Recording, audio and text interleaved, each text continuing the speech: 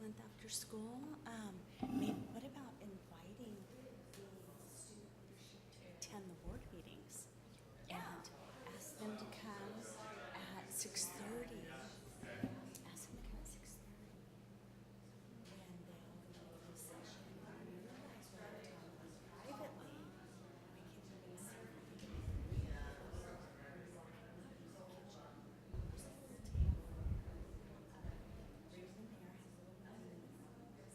and then bring them out and listen to at least your report. Getting used to being in a setting, and maybe incorporate one school at a time.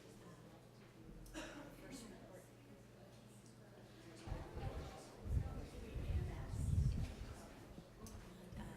The student body president of AMS could sit with you on the podium, make a little report. We were talking about your symposium and the suggestions that Like bringing all the leadership. I was saying that maybe you guys might want to consider inviting the leadership to board meetings, the student body presidents. So all back in there, you guys could go in the kitchen and talk, and then have them come and attend the meetings, maybe one school at a time, and report out on what they're doing at their school. When it's time for a student board member report, so the first school could be AMS or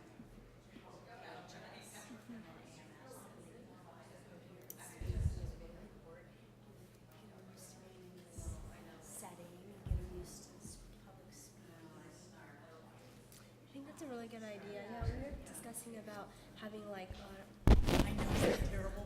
having like our own little school board meeting with like the board presidents, like New Cornell, so we can like even hear the kids' ideas because they obviously think about things differently than like teachers. And you can meet here at 5 from 5 to 6 before the board meetings with students, like we have an open meeting. You can look into that, where you all run the meeting like that here, and then they can all stay and participate, watch the board meeting, participate in the board meeting. That's an idea we could bring up. And there's 7 schools, so you have, how many more months left? Like 8? So, let's see.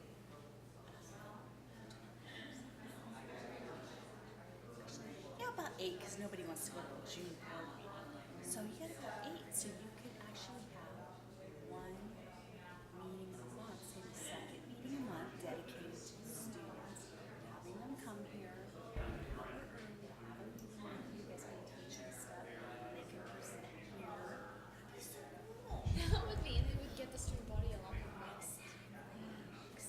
Yeah, because that was definitely one of the topics that came up in the symposium, how really we need to get the students involved and how, like, Stevenson even suggested have it be part of, like, the social studies and we get credit for coming to the meetings because it's, like, being aware of the community is very important. Whatever you do, make sure that they are not required to come up and speak. Because if they're required to come up and speak, then I have to keep track of everybody. Just as long as they you know, we get in there. If they want to speak, I can't stop them. But if they all get up and there's a line, I'm here to get credit. We've had that happen before. It was terrible. I'm here to get credit for social credit. That's all they say. They don't say anything of any value. You know, maybe if they have a point person who's going to get up and talk, this is our class, this is why. And then you guys can be credited for bringing the student board members for participation to the What's that? That's less important. We just want to get people involved. But it's looking good on your resume, college resume. It looks, yeah. Like one thing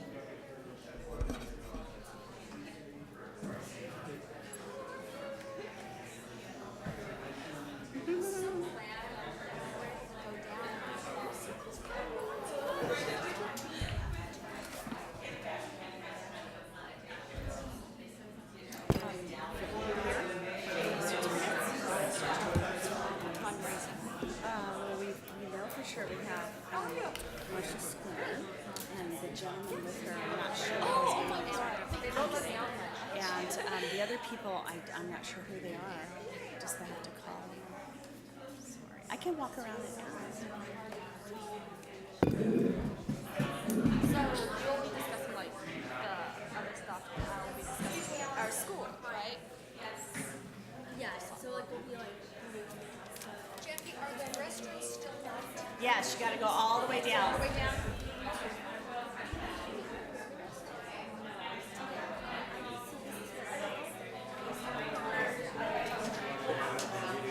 I was just wondering how we should do that. Do you want to take have each board member read?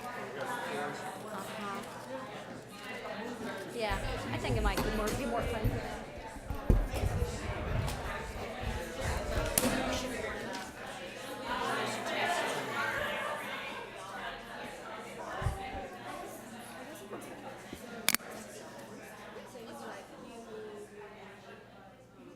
Okay. Oh no. 13%. Oh, okay, that's good. All right, so let's try to get like 5 minutes. Oh. This is the oddest. This is made for a very large person. I think they're all like that.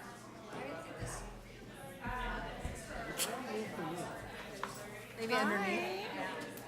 How are you? What? Seems to be kind of. Of what you're going to be talking about? We'll find it in here.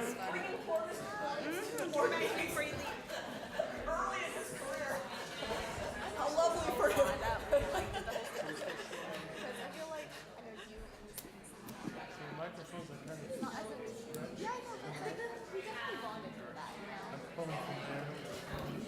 That's your microphone.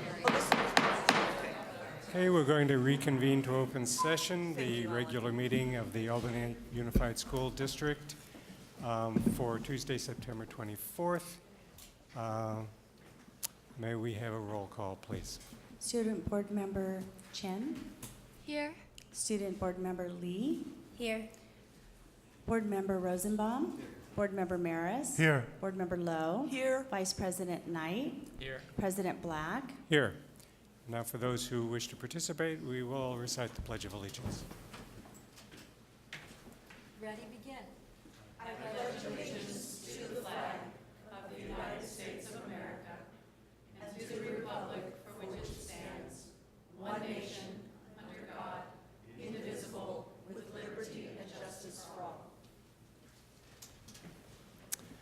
Thank you. The board took no action in closed session. Does anyone want a change to the agenda? If not, we need to approve it. I'll move to approve the agenda. I'll second. All in favor, say aye. Aye. Aye. Good. Our first order of business is recognition of fundraising groups. And we're going to go down the line with our board members, and the certificates are up on the dais there. President Black, did you want to report on closed session, or do we need to?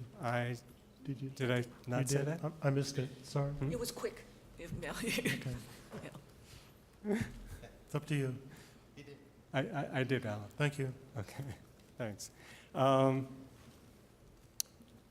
So, John, would you want to go up there and read the certificate for the Albany Music Fund? Absolutely.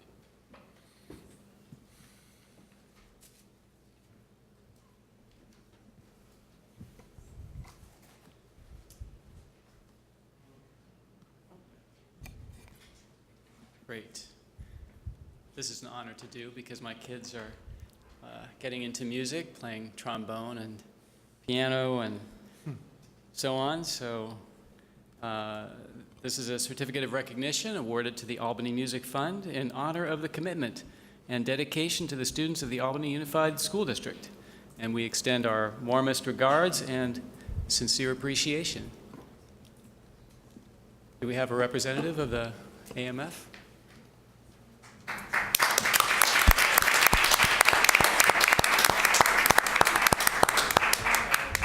Sure, please. Oh, sure. Picture. Photo op.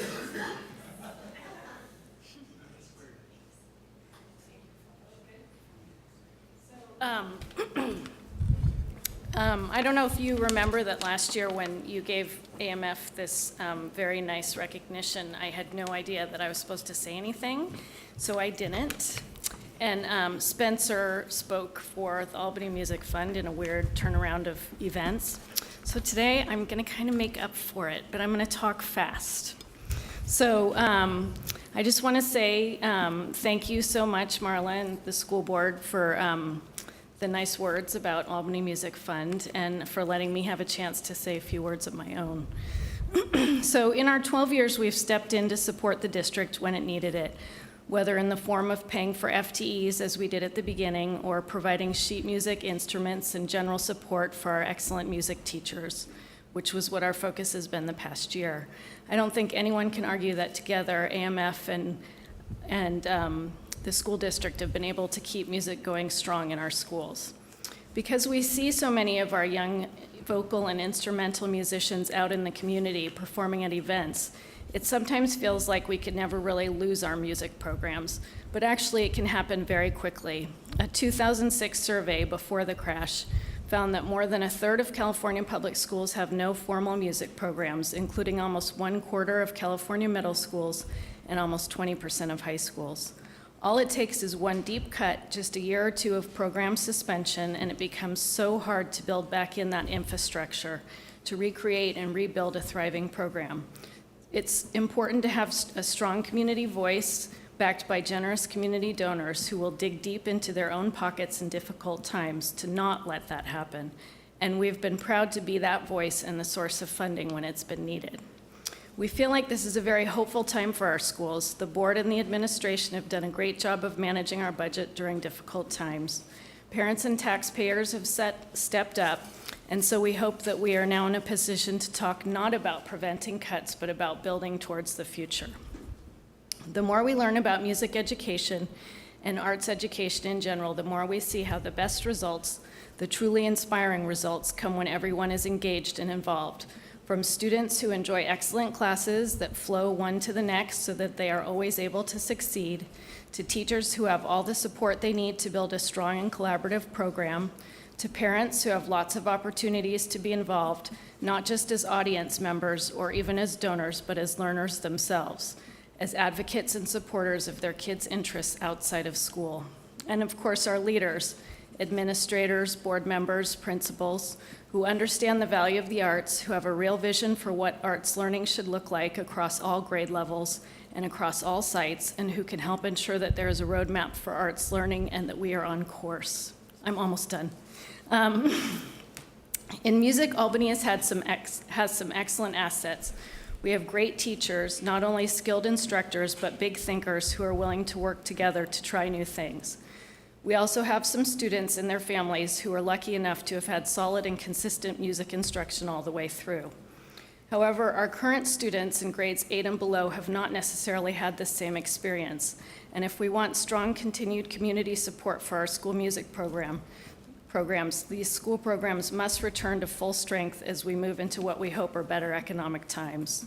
And we can actually aspire to do even more than just going back to where we were before the crash.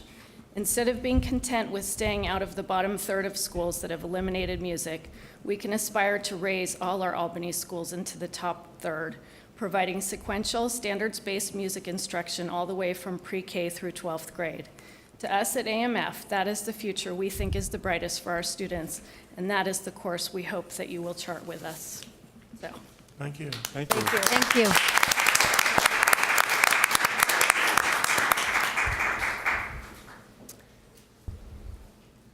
Well, Pat, we have Albany Education Fund. Okay.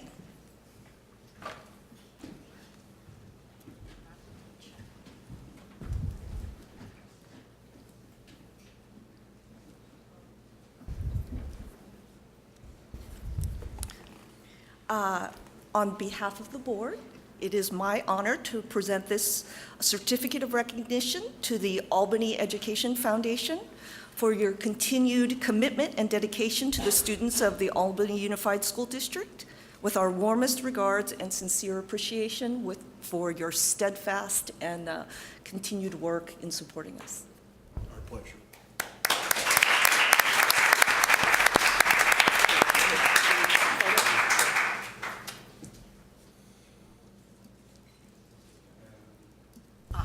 Our photographer. And Pat, I believe there's a little booklet up there, which is a thank you to AEF for, Yes. May I hold that? If you'd like. Okay, I can be. Vanna?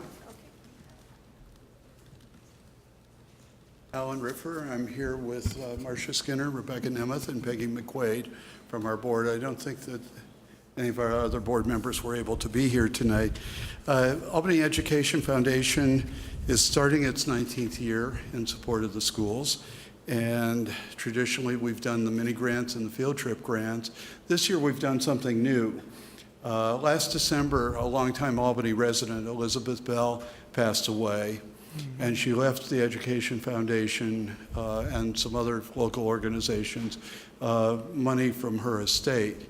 And it's a sizable amount relative to what the Albany Education Foundation has received in individual donations. And so we wanted to do something special.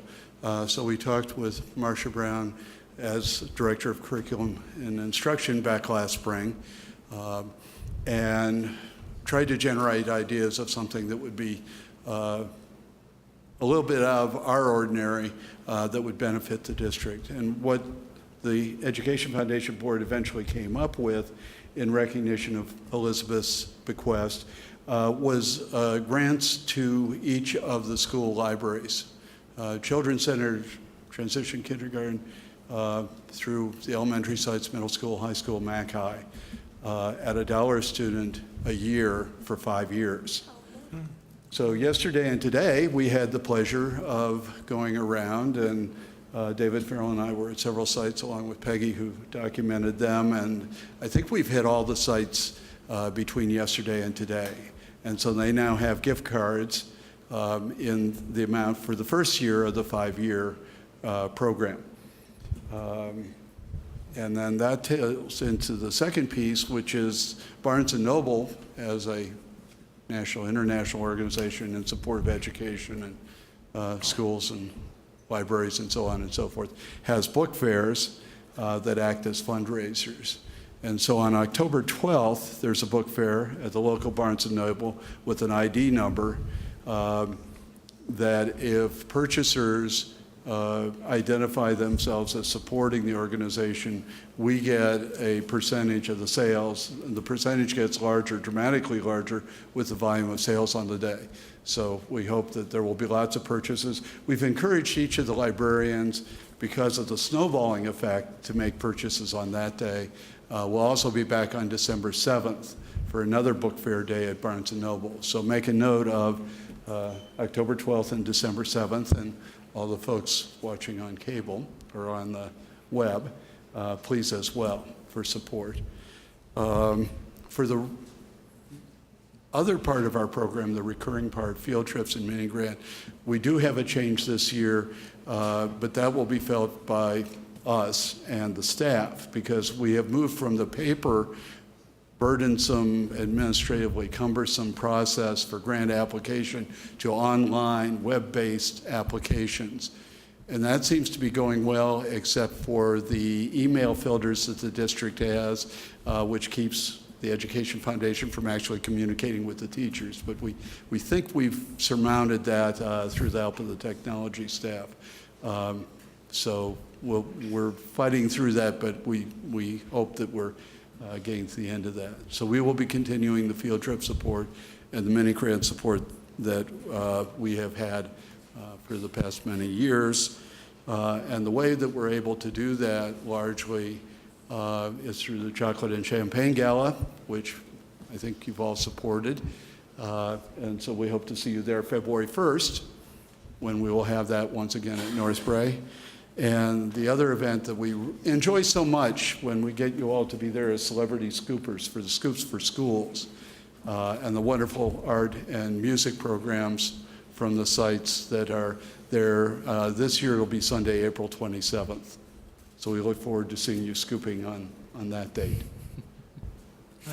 Thank you very much. Thank you. Make sure you get everything here. get your certificate. And the thank you. Your thank you. Thank you. All right.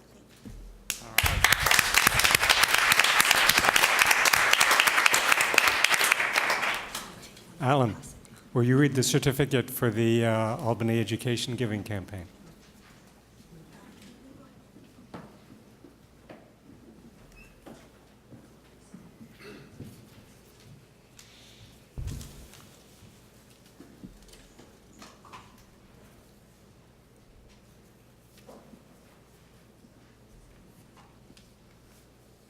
Thanks for coming up. So this is an award in recognition of the Albany Education Giving Campaign.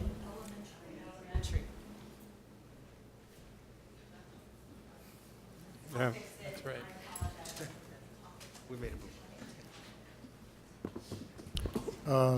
Okay, Albany Elementary Giving Campaign. Albany Elementary Education Giving Campaign. In honor of the commitment and dedication to the residents of Albany Unified School District, we extend to you our warmest regards and sincere appreciation. This is awarded on September 24th. I see some familiar faces here. That's great. On September 24th, 2013. And I hope all of you will speak as well about your giving campaign as the others have. It'd be great to hear some things about what you're doing. Thank you all.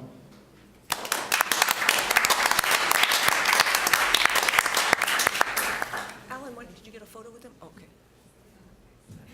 So my name is Adrienne Cabanatuan, and I am the Cornell PTA president this year, and I'm flanked here by part of my team. We are a big team, 2 people from each school joined together, and of course, as you know, we were born out of the original Equity Task Force, and we have found that we work really well together. So we have enjoyed, this is our 3rd year, and we have enjoyed working together and really coming together to support the extensions to the core, the extra added things that really enrich the school experience for the students of the elementary schools. So we are the elementary program as opposed to the education program. So we want to make sure we're clear about that.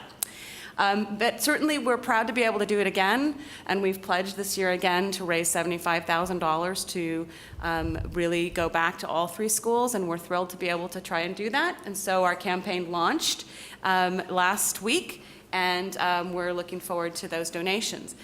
It's a check writing campaign, so it's largely just really get out your checkbook, write us a check, and we're going to turn it over and make sure that the principals do all the things that they know best what to do with that money.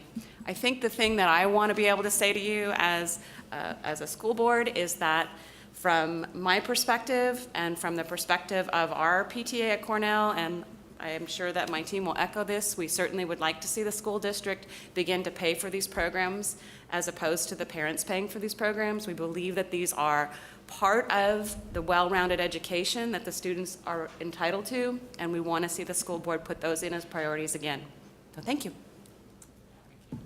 I'm June McDaniels, PTA Vice President of Ocean View, and I'm just going to ditto Adrienne. Okay. I'm Karen G. I am the Ocean View PTA president this year. I'm actually new to this campaign, so I'm going to echo what she said, and I think it is a good thing that our parents are willing to put into our school and help enrich our students. So it's saying a lot, I think, to the school board. That's my thanks.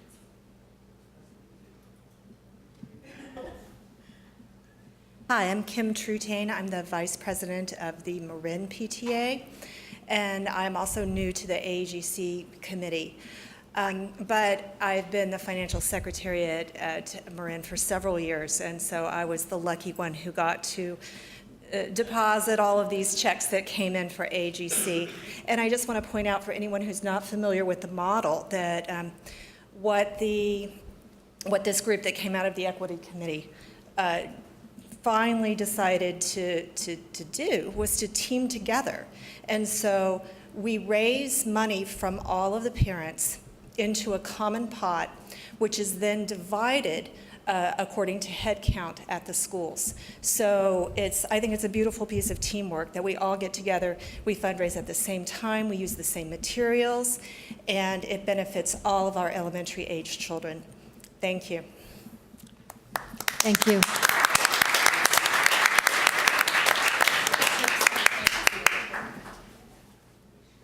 Thank you.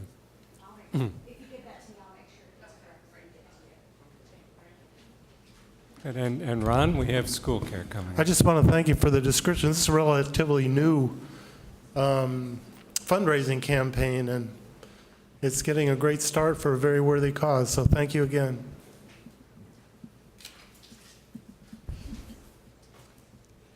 So this is a pleasure. You know, and I think sometimes folks get confused about the different things that all our fundraising groups do. SchoolCare is the one that actually pays for people and creates teaching positions and creates counseling positions, aides, etc. And before I read this, I want to thank the Albany community for giving and continuing to give enormous amounts of money that really save our schools and make them special. So Yael, this is a certificate of recognition awarded to SchoolCare in honor of the commitment and dedication to the students of Albany Unified School District. We extend to you our warmest regards and sincere appreciation. Awarded September 24, 2013.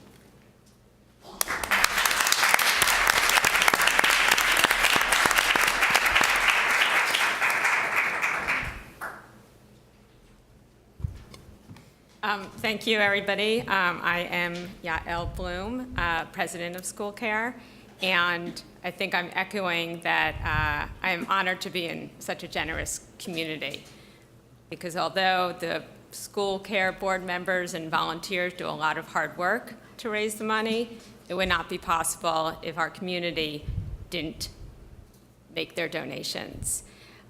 This year, we raised $290,000, and that is up from the previous last few years, which is really exciting. And I think while the economy has definitely improved, and I think we did see that, I also believe it's our effort to reach out and educate our community through all the different means that we've started to do more and more, and also to engage our new families, our Korean, our Chinese, and Spanish communities. We've made a special effort through that and through a grant that we got from Red Oak, the roof organization. And so that we're really hoping that our families feel like they can make a difference and be part of the SchoolCare family.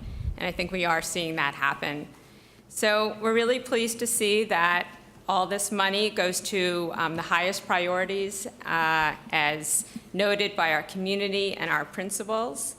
And so this year, we are supporting intervention and counseling support, library texts at both the middle school and the high school, electives at the high school, and new opportunities through the Albany High School Flex program. So we're excited to be part of things that we've been funding for a really long time that are clearly a need and an interest at all our schools, and then branching out and taking new opportunities and using community dollars for these types of things. So I would just like to see more and more opportunities to engage our community with you, with the district, and all work together. So thank you. Thank you.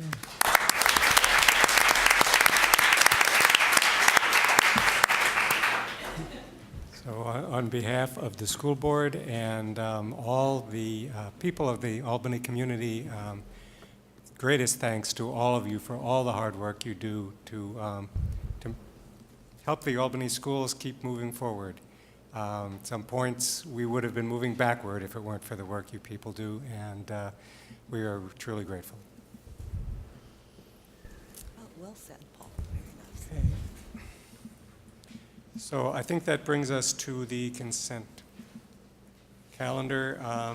Does anyone have any items on the consent calendar they want to discuss? I'd like to pull for comment only. Business item 4A. 4A.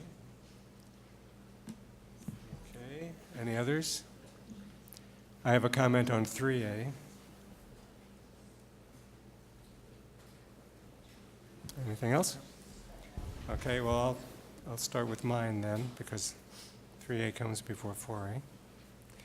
And let's see if I can find it here.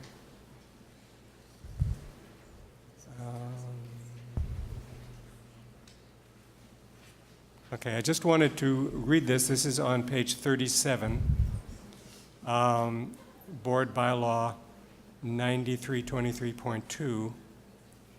And I just thought that this is something that's always been here in the bylaws, but that we've kind of neglected. It's a definition of a board action. It says a board action means a collective decision by a majority of the board members, or a collective commitment or promise by a majority of the board members to make a positive or negative decision, or a vote by a majority of the board members when sitting as the board upon a motion, proposal, resolution, order, or ordinance. It says the board shall not take action by secret ballot, whether preliminary or final, and actions taken by the board in open session shall be recorded in the board minutes. And what's significant about this is that an official board action does not require that it be an action item on the agenda, and it does not require a formal vote. So if we have discussed something, come to consensus on it, it's my duty as the board president to point out to the person taking the minutes that an action has been taken, and that should be recorded in the minutes. And I think there have been quite a few actions by the board that have not been so memorialized in the minutes because there wasn't a formal vote. So in the future, I'm going to try to be careful to make sure that we do record such actions. So Alan, 4A. This is an opportunity to commend the new Aquatic Center for doing a good job. The other thing is I've seen in our personnel assignment orders a lot of new lifeguards, a big turnover, and I think this item will go a long ways to keeping good people. We have had a lot of good people, so I'm really appreciative that we're giving the pay raise to our lifeguards and we'll keep them there. So. Excellent. Thank you, Alan. So do we have a motion on the consent calendar? I'll move the consent calendar. I'll second. All in favor, say aye. Aye. Thank you.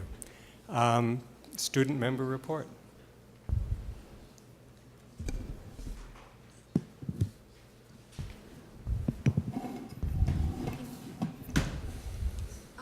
So we actually, during our last leadership meeting, we brought the issue of elementary school PE time to the students and asked for their input because we were all kindergartners at one point in our lives. And a lot of them actually seem to be upset with this idea as well. Even though we are no longer kindergartners, we still have siblings in kindergarten right now. And a lot of students actually recalled that PE was their favorite part of kindergarten, and that as a 4 or 5-year-old child, it is really difficult to sit in class all day. And so they seem pretty upset, the leadership class in general, that PE may be cut in time. Can we get a response from Superintendent? Yes, thank you for that input. We are in the process of working, restoring PE to kindergarten. Thank you. Another issue we brought up was Freshman Friday.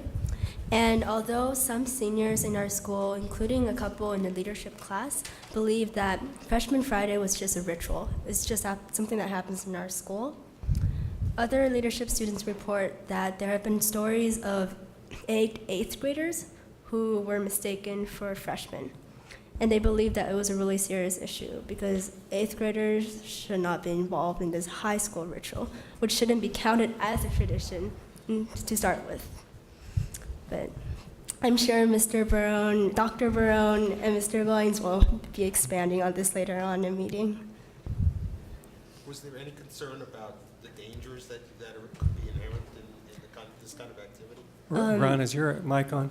It seems to be dead. I'm not sure. It's on. It's on.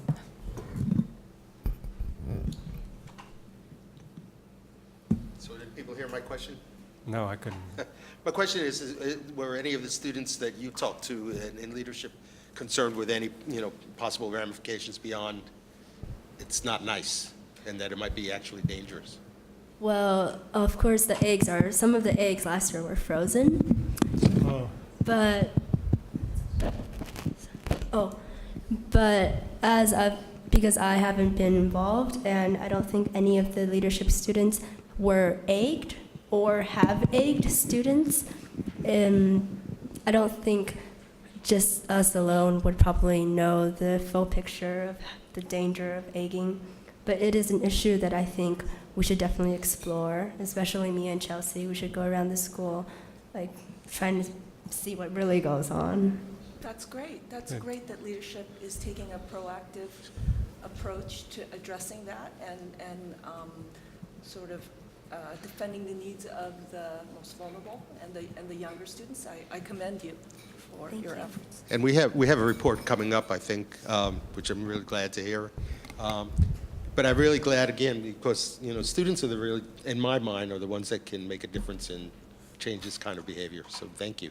Yeah, but we just wanted to point out that even the students who thought this was a ritual, they're not bad people. You can, from the way they phrase it, they don't do it out of spite. They just think, well, people before me did that, so I'm gonna do it too. Some people have actually, during our report, said that freshmen should not take it personally, but I don't see how that can really happen.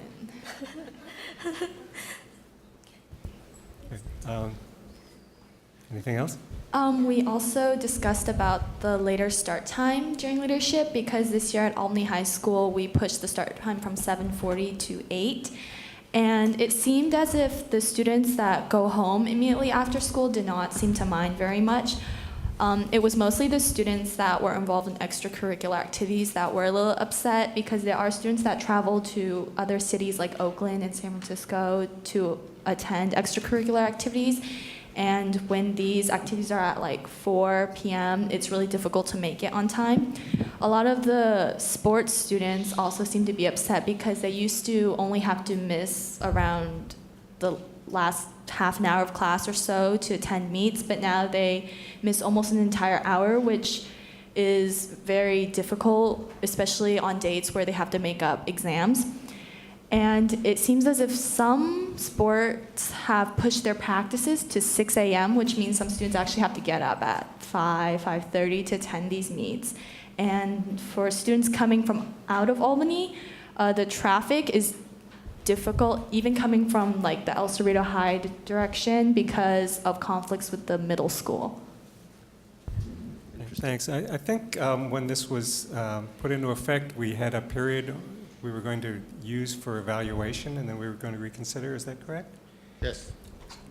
Okay, so that feedback will be useful when we look at it again. So on a lighter note, here's 2 pieces of information that's just general school news. One in academics, there is a majority consensus among Albany High School students that college visits are really valuable. Not only do they save transportation costs and money in general, you have a really personal time to actually have one-on-one talks with the college counselors. Some students believe that we should have more college visits from Ivy League schools and other state colleges, just to broaden our horizon in general, but the implementation of that program is definitely a very bright point. Can I get clarification? By other state colleges, do you mean colleges outside of California? Yeah, say Pennsylvania State College, not University of Pennsylvania, for example. I see. So the public universities that are outside. I can see how in my day, it would have been economically not interesting because, at that time, you could go to a UC for so much more affordable a price. Mm-hmm. But given the changes in tuition in various states, I could see why people might want to make some comparisons. Yeah. It's often cheaper to go to East Coast schools, depending on financial aid, things like that. And the final piece of information we have is Club Rush, and that occurred last Wednesday during lunch. This year we have around 46 clubs, And we have a great diversity in the range of clubs, anything from Key Club, International, to Flight Club. So we're really excited to have such a wide range of clubs this year. Oh, thank you. Pat, I think there was an issue you wanted to discuss with the students? Board President Black encouraged me to bring this up at this time, and certainly since we have the principal and vice principal here, but I'm interested in hearing first from the students, and to connect it back to the idea that we, as a board, do things collectively. I would remind us all that the board has discussed and shown an agreement that we have a concern with the achievement gap in our district, and that we have addressed different ways in which we have asked the staff to find different ways to address it and to discuss it with us. And so here I'm extrapolating the idea that, to me, the achievement gap would mean that issues having to do with the achievement gap mean that we would want every student to have the opportunity to go to a four-year college, regardless of their background or their educational background. And so one of the things I was thinking about is my own son is at the high school, and so he's going to be taking the PSAT. And he has the kind of parents that signed him up last year so that he could practice the PSAT, and he's taking it this year, and I'm, writing the check and nagging him every day to go in and, because there's certain days. And I begin to think about the fact that I am aware that there are families and students that I've spoken to that I know in the community who have not had the opportunity, either in their own country or here, to attend college, who actually did not understand what the PSAT was and what its significance was. And I also thought about the fact that I know in other schools and communities that the PSAT is offered in different ways, which allows more access, and that there's more discussion about fee waivers and so forth. So first of all, I may just be missing something. I may just not know some things that are going on. But I would like to know from your perspective whether you feel that most of the student population seems to understand the significance of the PSAT to their path towards college. From my personal experience, it seems like that our school tries to notify the students that the PSAT is coming up several weeks in advance through the school announcements.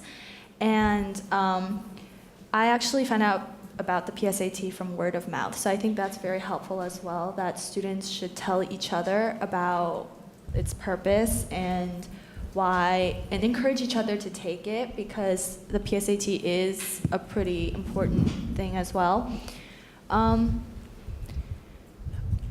I will say that sometimes during class it is difficult to hear the announcements, especially when certain classrooms are louder than others.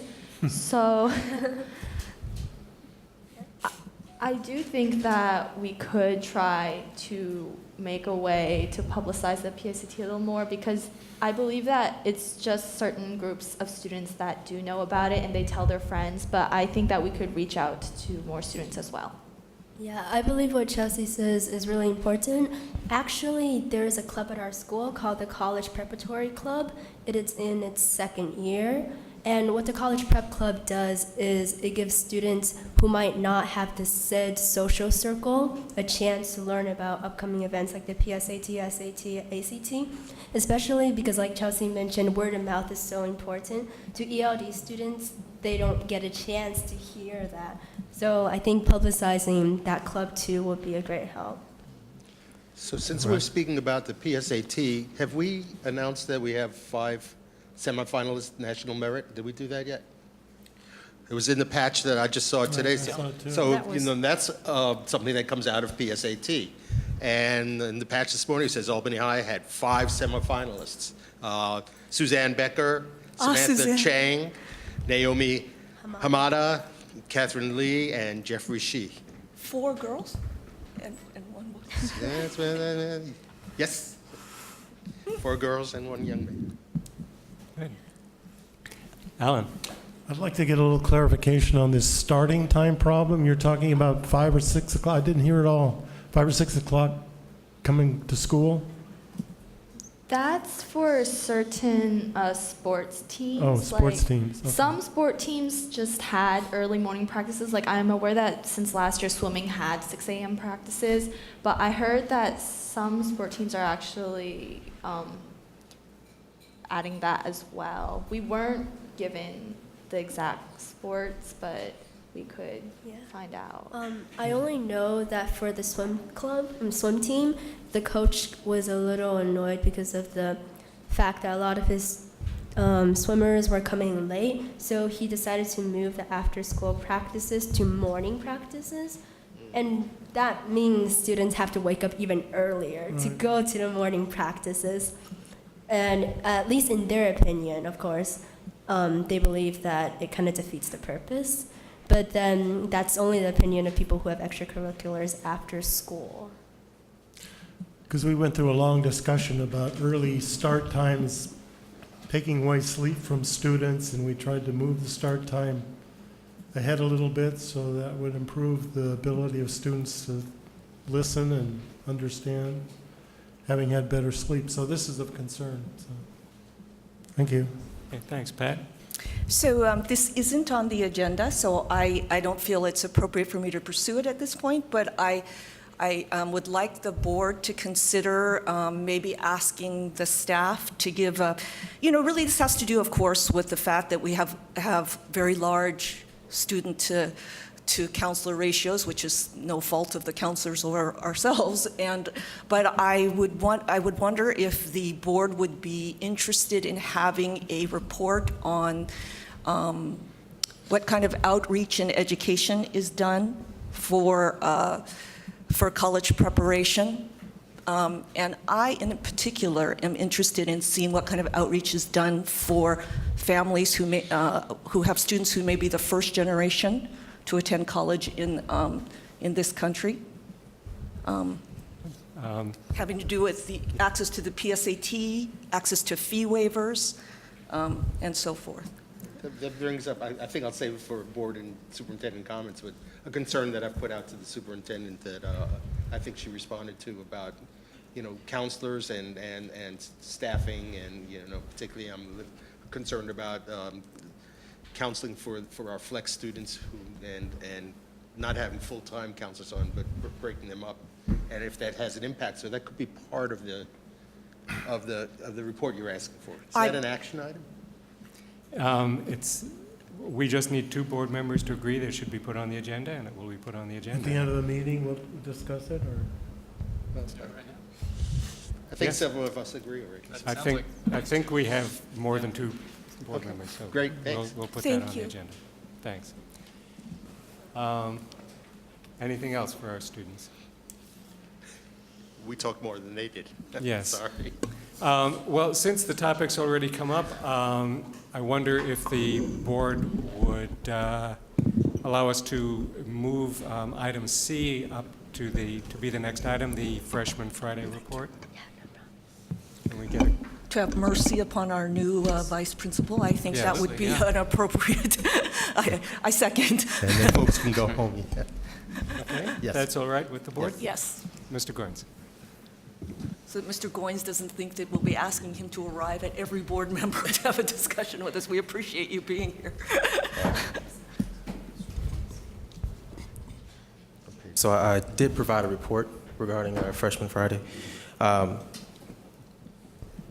So the following is a report on the student incident that occurred on August 30th this year. There was an unsanctioned student tradition of throwing eggs at 9th grade students. Albany High School and an alumni refer to egging as Freshman Friday.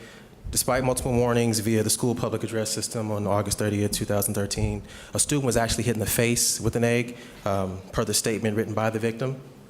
He was hit in the face while he was talking to a classmate. This actually occurred not on campus, several blocks away over at Taco Bell. He didn't see who threw the egg. However, he was able to provide the name of the classmate who was with him, and we got statements from him as well. Through multiple student interviews, we were able to ascertain what students were egging and their classmates. And on September 6, 2013, I interviewed those students implicated in this incident. During the interview, the students admitted to their participation in Freshman Friday. In accord with the announcements that were made to the entire student body, all participants involved were suspended. The length of suspension was dependent upon the level of involvement. There were 6 students suspended, with the longest suspension being 2 days. The suspensions were effective as of September 9, 2013. And just so that we're clear, the administration has consistently made it aware to all students that this is not something we condone. It's not a tradition of the high school. It's not something that we want to continue to happen. We've been proactive in positioning ourselves throughout the neighborhood and around the school campus to prevent it from happening. I've actually had several freshman students come and thank me for announcements made over the PA system and what we've been trying to do.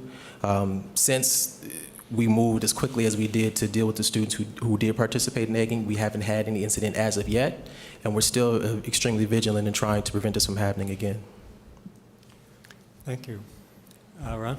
So just a couple of questions. Was this an isolated incident, or has this been going on more readily this year or than in the past? As far as I know, this is my first year. Yeah.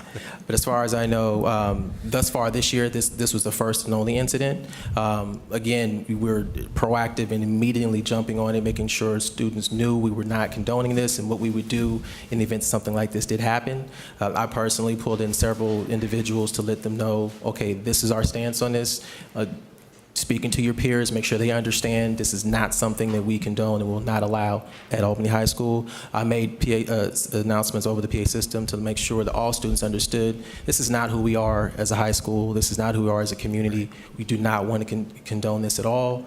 And we do not want our freshman students to feel intimidated, hazed, or bullied in any form or fashion. Yeah, I mean, personally, I'm very grateful to you for being proactive and sending out that message. What I was trying to point out with the students is that in the past there have actually been injuries. There were things inside of eggs, there were things, and kids people have been hurt, neighbors, houses have been damaged, including my own, before I ever worked in the Albany school, so it was a mistake. It was supposed to go next door, but it's really of a concern to me that we are proactive and positive with our students in making sure that they stay safe. Thanks, Pat.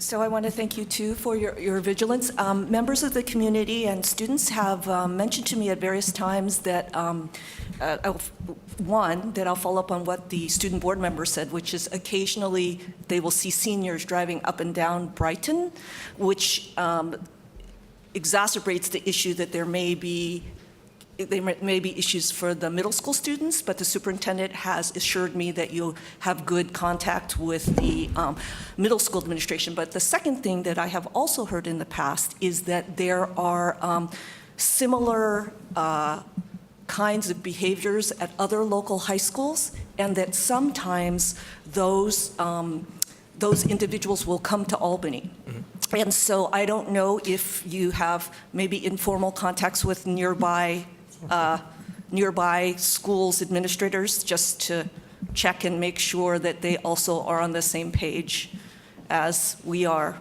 I can reach out because we do have cross-population with El Cerrito High. They're just down the road, and so, but I will reach out to that administration and staff. I've actually heard that St. Mary's and Berkeley High are not that far. Mm-hmm. So there has been discussion that in the past there has been some there have been some interaction. So I mean, just having the kind of interaction with the different schools so that you're at least communicating is great.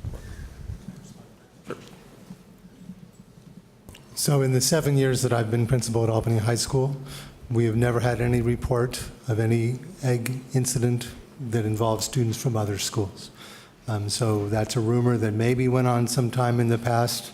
I don't know if that happened during your tenure, but I think that's an unfounded rumor.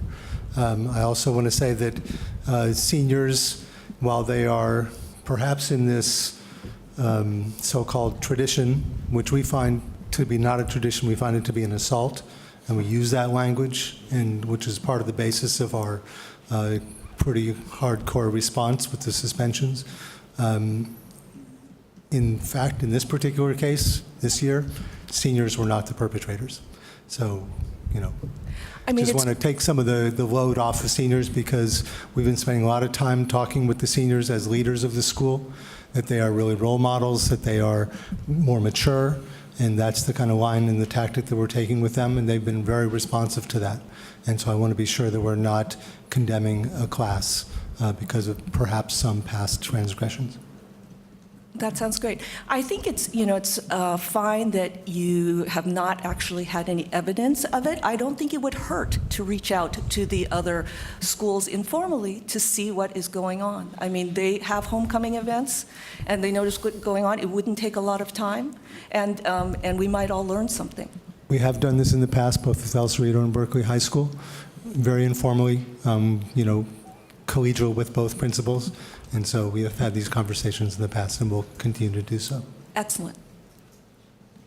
I just had a thought while we're sitting here, and it's kind of a challenge to our student board members. Maybe we should create a tradition for Freshman Friday, some friendly, supervised competition between freshmen and seniors. Think about it. To direct the lift a little energy. school spirit, direct some of that energy, welcome the freshmen into the school.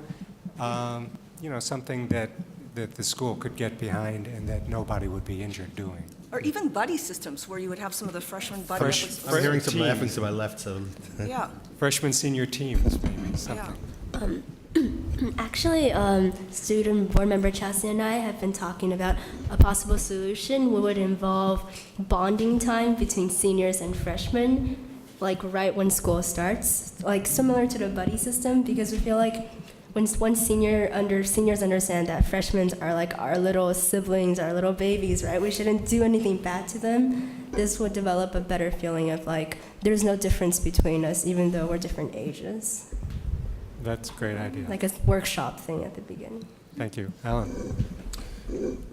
So we've just started a program in positive behavior support programs with BEST in the lower grades.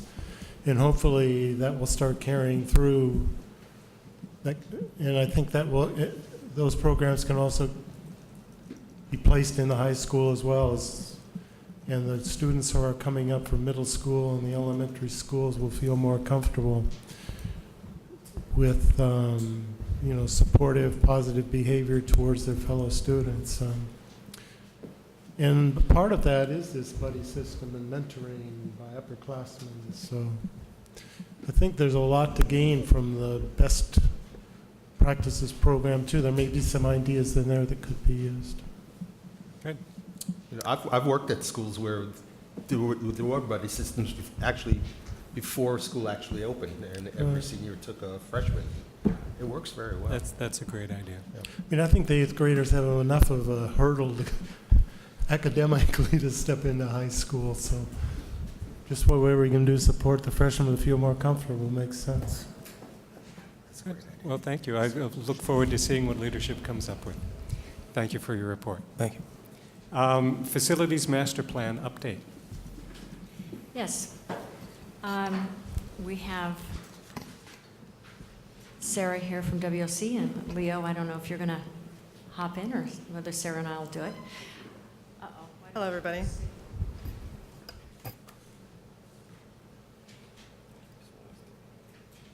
Are we following along on a certain page? Let's see. Yes, on your board packet. 51. And ours is a little updated. Thank you. Just some graphics. Thank you. That are coming.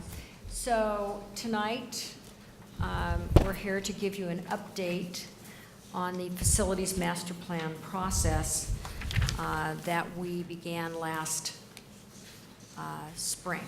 So on the agenda, we're going to be talking about the facility master plan work to date, our major findings, our bonding capacity, some alternate funding opportunities, and a recommendation for the McGregor site.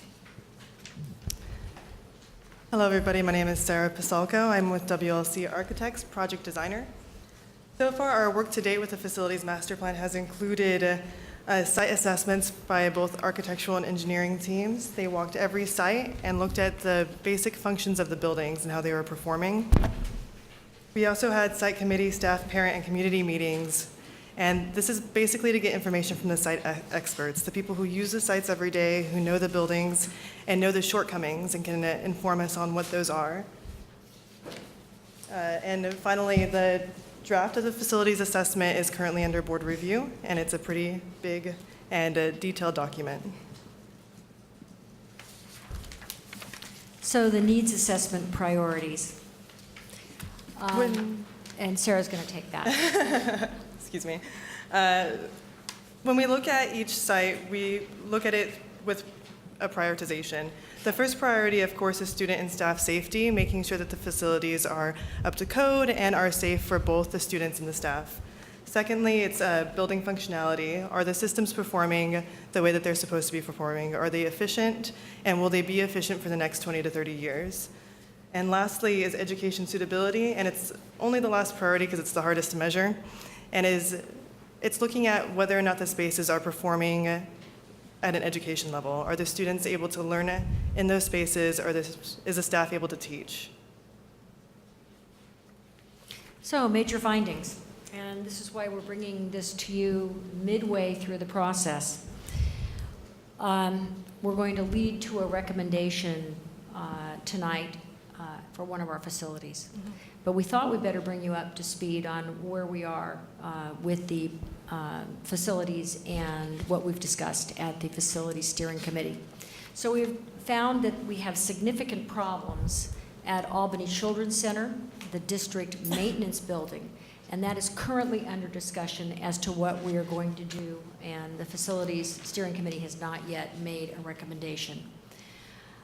We also, an obvious finding is that the district office needs permanent housing.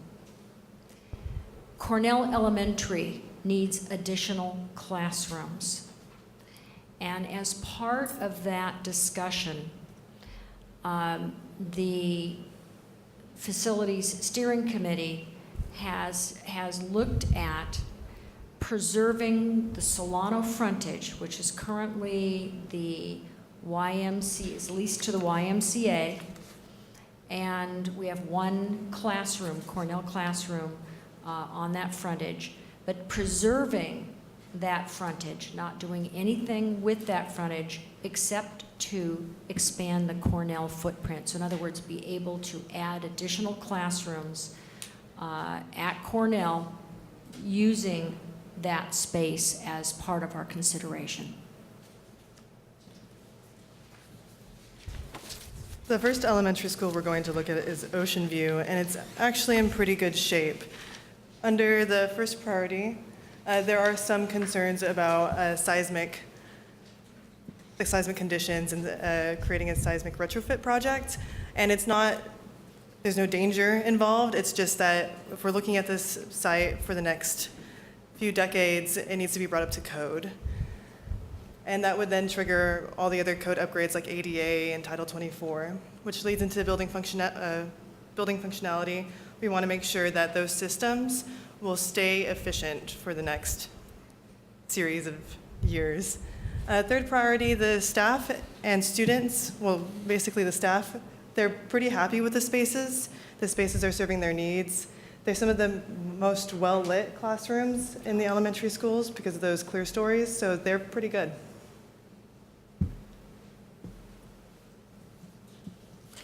So, major findings. Ocean View Elementary, the second engineering opinion confirmed the need for us to do those seismic upgrades. We know that those upgrades will trigger ADA and new code compliance. As Sarah has already said, the staff and parents like the buildings, but there are a need for additional classrooms. The rough estimate for upgrades is $12.3 million. New classrooms are actually currently under discussion as to whether they will be portable classrooms, modular classrooms, or permanent construction. Those would fit within the 12.3 million somehow? No. No, That's the additional. 12.3 million is specifically to upgrade Ocean View, to do the seismic retrofit, and then to upgrade to new code compliance and ADA compliance. Thank you. The second elementary school is Marin, in which we look at it in detail. I wanted to go over the legend. I didn't go over it for the last diagram slide. If you see any green boxes, which unfortunately you won't today, it would mean that the buildings are in a really good shape and they would only need improvements like finishes and things like that. The yellow means modernization, so it needs more infrastructure. And red finally means reconstruction. So there's a need to move around more walls in order to bring that site up to a suitability standard for your district. For Marin, we begin to see a lot of red. And that's because mostly of the second and third priority items. Like Ocean View, there is a need for seismic retrofit as supported by the structural engineer and reviewed by the structural engineer. Additionally, there are some issues with the mechanical system. There's some leaks in the buildings. The classrooms are awkward sizes and shapes in the red buildings. And there's also unused spaces in the middle of the pods. The classrooms are also rather dark, and I could go on. The yellow buildings that you're seeing, the ones on the left side of the screen, that's yellow because the education suitability in those classrooms are well served. They're a better shape and they're better lit. And then the newer portables are only yellow because when we're looking at a long-term solution, portables usually aren't that long-term solution. So just to follow up on that, the same findings apply for Marin Elementary School. Obviously, we need to do seismic upgrades. It will trigger ADA and new code compliant. The key finding here, though, is that staff and parents feel that the buildings really don't meet current and future educational needs. And of course, we need additional classrooms. So the thinking at this point is that it would be more cost-effective to build with new construction than to modernize those buildings. And we're looking at $26.8 million to do that work. To tear down the building and basically put new ones. Yes, and to tear down those portables. Albany High School, we found to be structurally sound. It does have HVAC issues that do negatively impact student learning. But another finding that I think is very significant, and that is enrollment, current enrollment. It's hovered for the last 3 to 4 years near 1,200, sometimes a little bit over, sometimes slightly less. If you look at the California Department of Education space standards, they indicate that the need for the current enrollment at the high school, which I can say we can support for the last 3, 4, 5 years, is that we need an additional 3 classrooms. We have entered into discussion with the Facility Steering Committee to use Prop 39 funds to resolve the HVAC issues right away, as a matter of fact, starting this year. And there is a proposal to use McGregor site to add 3 new Albany High School classrooms. Question? Are the HVAC issues, do they consider the west side of the building where the library and the classrooms get so warm in the afternoon? Yes, yes. Albany Middle School, the same findings, that it is structurally sound, but we have, interestingly enough, the same architect and built at the same period of time. The more significant HVAC issues, and we intend to address them with the use of Prop 39 monies. The big issue is enrollment. We have been at 900, 925. This year we're at 863, but a burgeoning elementary enrollment. Current space standards with the California Department of Education indicate that we are 5 classrooms short for the middle school. With the current enrollment? With the current enrollment. Thank you.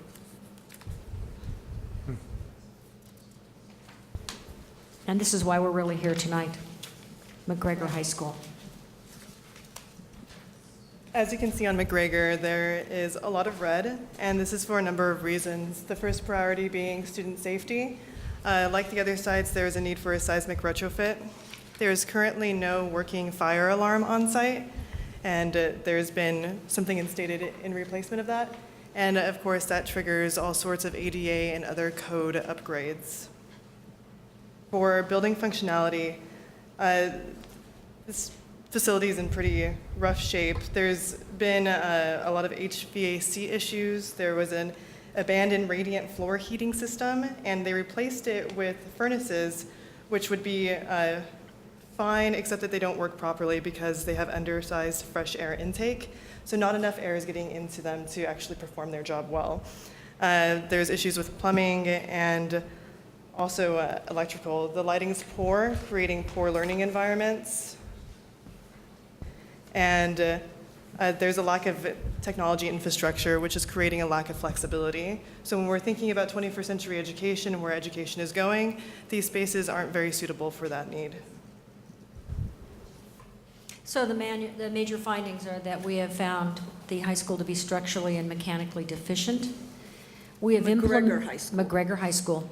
We have implemented a fire watch program until students can be moved off campus. We cannot remain at McGregor indefinitely. Replacing the fire alarm system will trigger all of the ADA and code compliant upgrades, and the Facilities Steering Committee has ascertained that that is not good use of our funds. So, in thinking about what to do, we need to abandon McGregor High School. We also have have a deficiency of classroom space at the middle school and the high school. Compounding that is, how do we pay for all of this? How do we amass enough money to pay for a retrofit of Ocean View, a new building at Marin, and how do we correct the deficiencies at McGregor? So the reality here is that our district needs approximately $40 million to seismically upgrade Marin and Ocean View. If the voters were to approve a bond measure, we could not issue more bonds than our 2.5% of our assessed value. So this coming year, that means we would be able to sell $15.5 million worth of bonds. Obviously, as assessed values grow and bond indebtedness is reduced, you can sort of figure that you can add $3 million a year to that figure, and hopefully at some future point in the very distant future, you'd be able to do some of this work. But there are other possibilities. So the alternate funding opportunities for seismic mitigation are that we would qualify for the seismic mitigation program if we can put a shovel-ready project, 2 shovel-ready projects in the pipeline within the next year, approximately 10 months. So the program itself has about $170 million left. And I have been talking to the Department of Governmental Services, and they feel that there will still be funding available if we can do that, and we do qualify for seismic mitigation program. We've already been approved at the DSA level for that.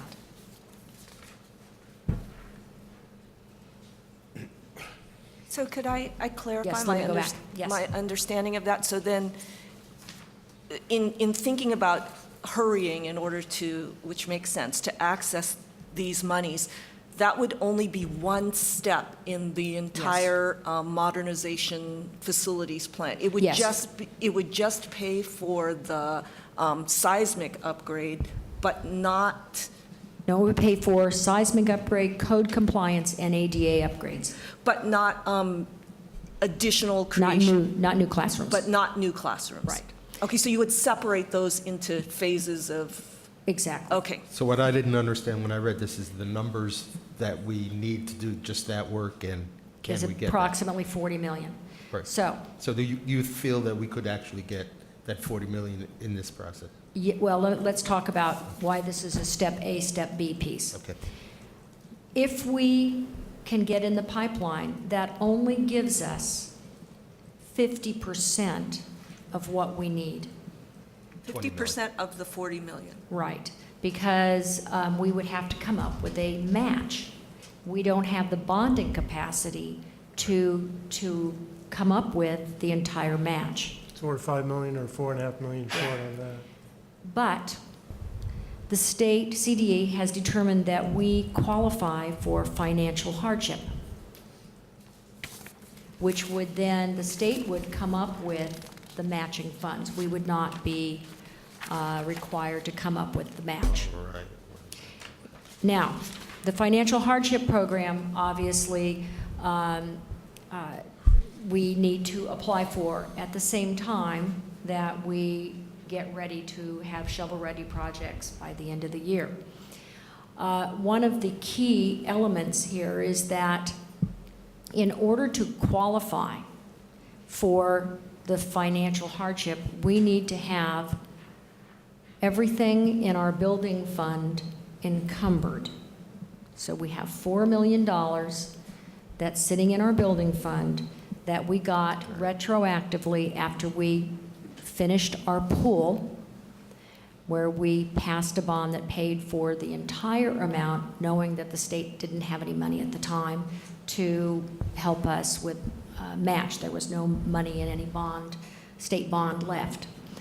Well, since that time, the state sold some bonds and we received $4 million, which is now not tied to any particular program because we have already met our match, as you can see. So we have $4 million.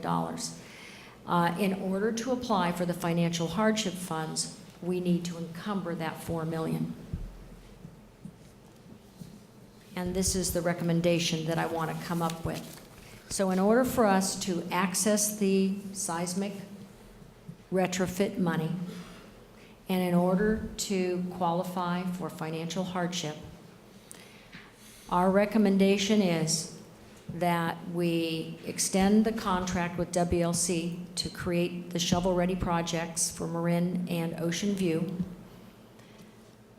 that we encumber our building funds in the following way. First, you have to pay for the architectural fees in order to do the work for Ocean View and Marin. I'd like to encumber some additional money by leasing elementary classrooms to be placed at Marin, Ocean View, and Cornell for the short term, because we know we have, we're reaching the point where we're not going to be able to house all the kids adequately. That we demolish McGregor, and that we add modular classrooms for the secondary programs. We already know we're short, what was it, 4 classrooms? 8 total. 3 and 5, Yes. basically. 3 at the high school, 5 at the middle school. And should we have any funds left over out of that $4 million, we would relocate the district office to a 2nd story at McGregor. That's very ambitious. But I think it's the only way to assure that we at least have the option of doing a number of things. One, rebuilding, seismically retrofitting 2 deficient facilities that we know about and we know we need to address. We also know that we have to abandon McGregor, but that we have a desperate need for additional housing for students. So by bringing modular classrooms in to that location, we would be actually meeting some of our facilities master plan objectives. So I just want to take you through one more piece here, and this is pointing out current student housing needs that we have at the high school. 3 classrooms at the high school, 5 classrooms at the middle school. That's not where you imagine actually placing them. That's just for us to see. That's for you to see. Yeah. Oh, okay. And then here is where Sarah will talk a little bit about a very viable possibility that will allow us to get this done in a fiscally responsible, actually very inexpensive way to do all of what needs to be done at McGregor. So what's being shown on the screen now is a solution by Growth Point Structures, which is using refurbished shipping containers, and it's creating classrooms out of those containers. It's a very low-cost, fast, and also sustainable method of looking at classroom construction. This is the first floor. The larger space has a 1,600 in it, 1,600 square feet for possibly a boardroom or a multi-purpose space. It's about this size. Maybe a little bit larger. Excuse me, did I hear you say that they're refurbished shipping containers? Yes. Okay. Oh, do you have any questions about the refurbished shipping containers? No, continue. I just want to make sure I understand. Well, something to be said about them is that when we're looking at the shipping containers, they're taller. The interior dimension would be about 8 feet 10 inches, so almost 9 feet. And they're called tall boy shipping containers. And because the U.S. has such a high need for imports, a lot of these containers have only been used once. And so they'd be sitting in a lot for a long time rather than being used again because we don't have a lot of exports. This would be a really good solution for the shipping container as well as for classrooms. And there's a lot of different options. The interiors actually look pretty good, really good, and they have a lot of window options and window treatment options, and they're very open and well lit. And as far as sustainability, a viable LEED Platinum equivalent. And they're DSA approved? They are DSA approved for the one-story classrooms, yes. For 1 story. 1 story. If it was a 1-story structure, yeah. But we're looking at 2 stories. If we're looking at 2 stories, they're currently in conversation. Growth Point is currently in conversations with DSA to get the 2-story approved, and it's looking very positive. Whoops, thought we had one other slide, but I guess not. Okay, so if you take a look at the bottom, this is actually 1, 2, 3, 4 shipping containers that have been, that are joined together. They come to you on a semi, just like a shipping container would. They are DSA approved. As you know, shipping containers are used across the world for housing. Mm-hmm. And there's a big housing complex in Southern California right now that has just been completed. What attracts me to this is that this is efficient, effective, and very cost-effective way to create student housing space, student classroom space. Yet it is not it's a permanent solution, only that the shipping containers don't disintegrate the way portable buildings do. But it is considered to be modular, portable construction, so they can easily be moved off when the district finds itself financially able to build stick-built. So what is the projected life of a shipping container classroom?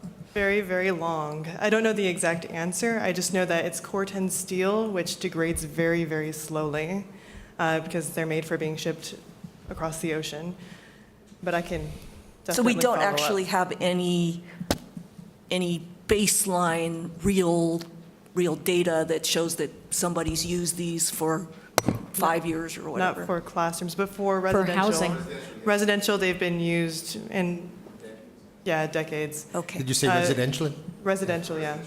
They've been used for quite a few years for residential already. Okay. But this is for, as school classrooms, if that's a newer use. Thank you. And LAUSD Could you come up to the mic, because the people at home can't hear you if you're... Yeah, now you have to say it again. I'm Leo Ray Lynch. You work with Sarah. LAUSD is also one of the districts that is going to incorporate probably, at the end of the day, LA, probably a couple hundred of these throughout their district, because they've got, of course, hundreds of schools. But this is something that a lot of districts are now looking at because of the price point, the fact that these, unlike portables, they don't degrade, they don't break down, it's just steel and glass. It's just as solid as it can be, which is why DSA likes them as well, because they don't have, their structural integrity is just, it's all there in terms of structure, which is all primary thing that DSA is concerned about, which is why it's easy if they go for 2 stories to stack them, because it's so much structure there that they'll have no problem getting the approval for their PC number for the 2 stories as well. And you were saying when you were sitting down that there has been already a history of them used in residential? Yeah, pretty much throughout the world, they've been used for residential use, and here in the States as well. And as was mentioned by the superintendent, they have some complexes down in Southern California that these are currently in. Is there any data on their seismic performance with 2 stories? That I don't know right offhand. We could find out. How soon would DSA have to approve them for 2-story use for us to be able to commit to using them? It wouldn't have to be, because we would, if it was not pre-approved, we would just simply submit it and it would go through the approval process as a regular set of plans would, where if we just submit regular drawings, and they would just go through that standard approval process for it. So it doesn't have to be pre-approved for us to submit it. That would be a longer process, much longer. Not much longer, quite frankly, because it's still, the ADA and fire life safety still go through the same process. Right, The speed with this is actually the fact of because they're already containers, the speed is in the construction. That's where the real speed and efficiency comes in. Right, unless they decided they weren't suitable for 2-story construction, and then we'd be stuck with what? Yeah, well, there'd be you'd be stuck with 1-story building, because right now, too, as the superintendent's pointed out, it may be a little of a stretch to do the 2-story at this point in time, based on the funding that you currently have. I see. So it's a great wish, but the reality at this point is that we need to get housing for students. Okay, Ron, I think you had a... So I have 3 things that I'm curious about. Number one, if this was all approved, what would be the timeline for actually getting the project done? I have made initial inquiries with our middle school and high school to see if they could house students second semester without using McGregor, and I have been told that they can. We have to do something with the culinary program that would be housed at. So we're talking about So housing we the would, McGregor program? Yes, we would house all the programs second semester of this year. We would demolish McGregor and be ready to house students for the next school year. Because we still, need to have that conversation on. Yes, and there are where we're classrooms of going it, with yes. Yes, with our but that McGregor. still gives you absolute flexibility. My third question is, have we ever brainstormed using this kind of a solution on the Solano property? The container solution, Mm-hmm. these can be used at any one of our sites as a solution. Because that would be a much more attractive solution than you mentioned keeping the old building there. Right. Probably more practical. So I'm very excited about this solution, but the reason we brought it to you, and you have 2 members of the steering committee sitting here with us, President Black and Vice President Knight, we cannot house students at McGregor in good conscience, and so we have to abandon McGregor. And the students have to be housed somewhere, anyhow. So the next step would be, does it make sense for us to move forward to try to access as much state funding as we can to get not only, to get the elementary projects underway as well? Okay, so everybody wants to talk. Let me just say one thing quickly. Well, 2 things. One is that, we're already running behind, but I think this is a very important discussion. So just ask people to be concise. We're actually this is a very good example of a case where the board is going to take some action without it being a formal vote. And there's really, I count three items on the table. The first is to have these projects shovel-ready means getting all the community input that we know we want, make all these decisions in a very accelerated timescale. Normally in Albany, we would probably take 2 years to do this, and we're trying to do it in less than a year.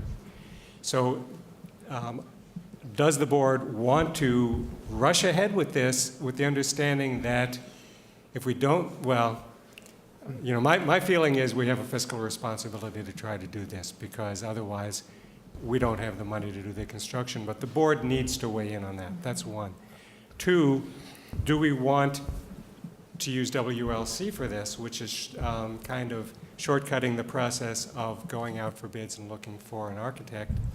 And if so, I think we still will need to have a formal vote to accept We currently have a contract with WC, but it is $25,000 maximum. Right, so we'll need a new contract.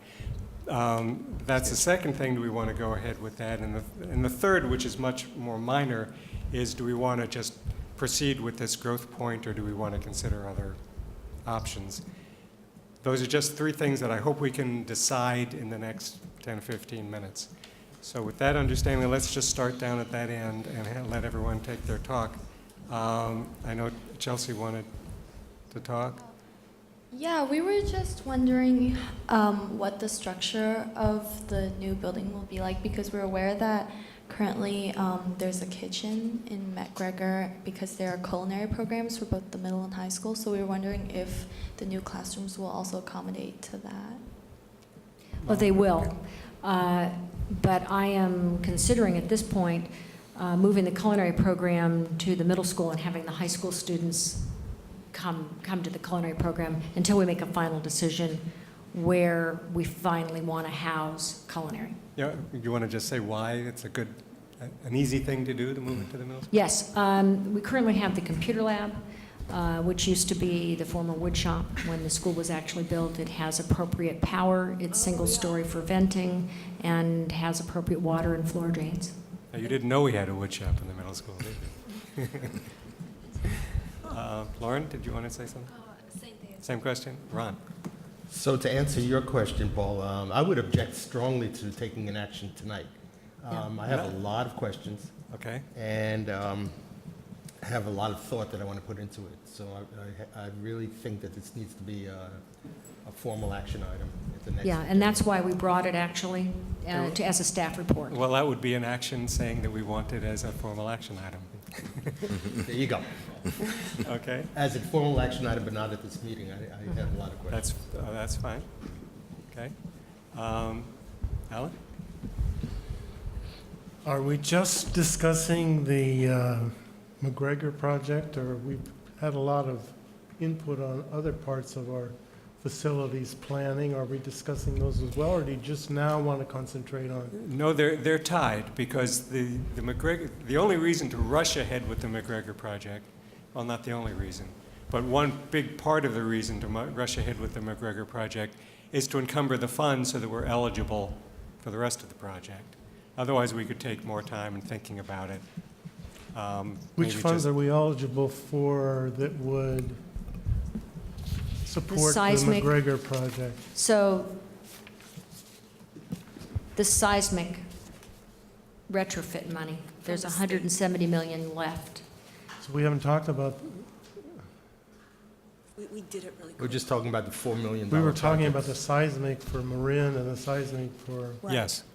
And in order for us to There's nothing in apply, here about the seismic on, the background material on the seismic for McGregor.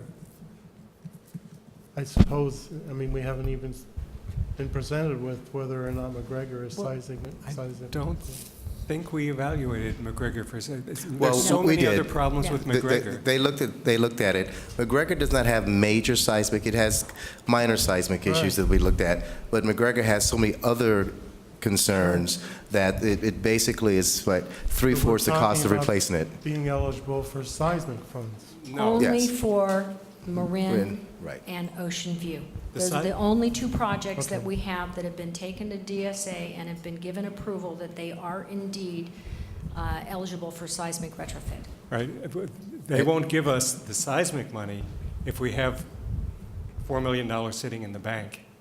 So we need to We spend need it. to Okay, that encumber. brings me to my next point. We talked about a cost point for this. Do we have a cost estimate for the McGregor? Yeah, what we have, and that's one reason we talked about Growth Point.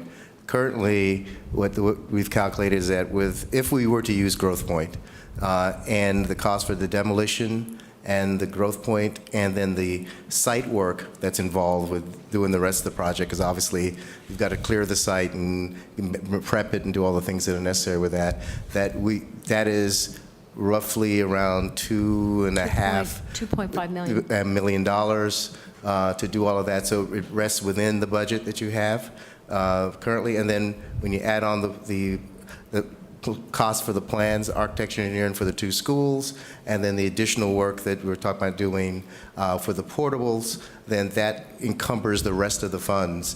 The total $4 million gets encumbered that way. So McGregor's coming out of that $4 million. The full $4 million is covered with that list of Yes. encumbered projects? Exactly. Projects that would encumber the $4 million? Just an observation, if you see the cargo ships going in and out of San Francisco Bay, they stack those cargo containers about 4 to 6 high on Yes, the they do. deck. They do. Yes, they do. And they, once they get out to sea, they're constantly in earthquake conditions. Yeah. As I said, I don't expect there to be major problems with getting that approved through DSA, but. Yeah, they occasionally lose some overboard and they float, so.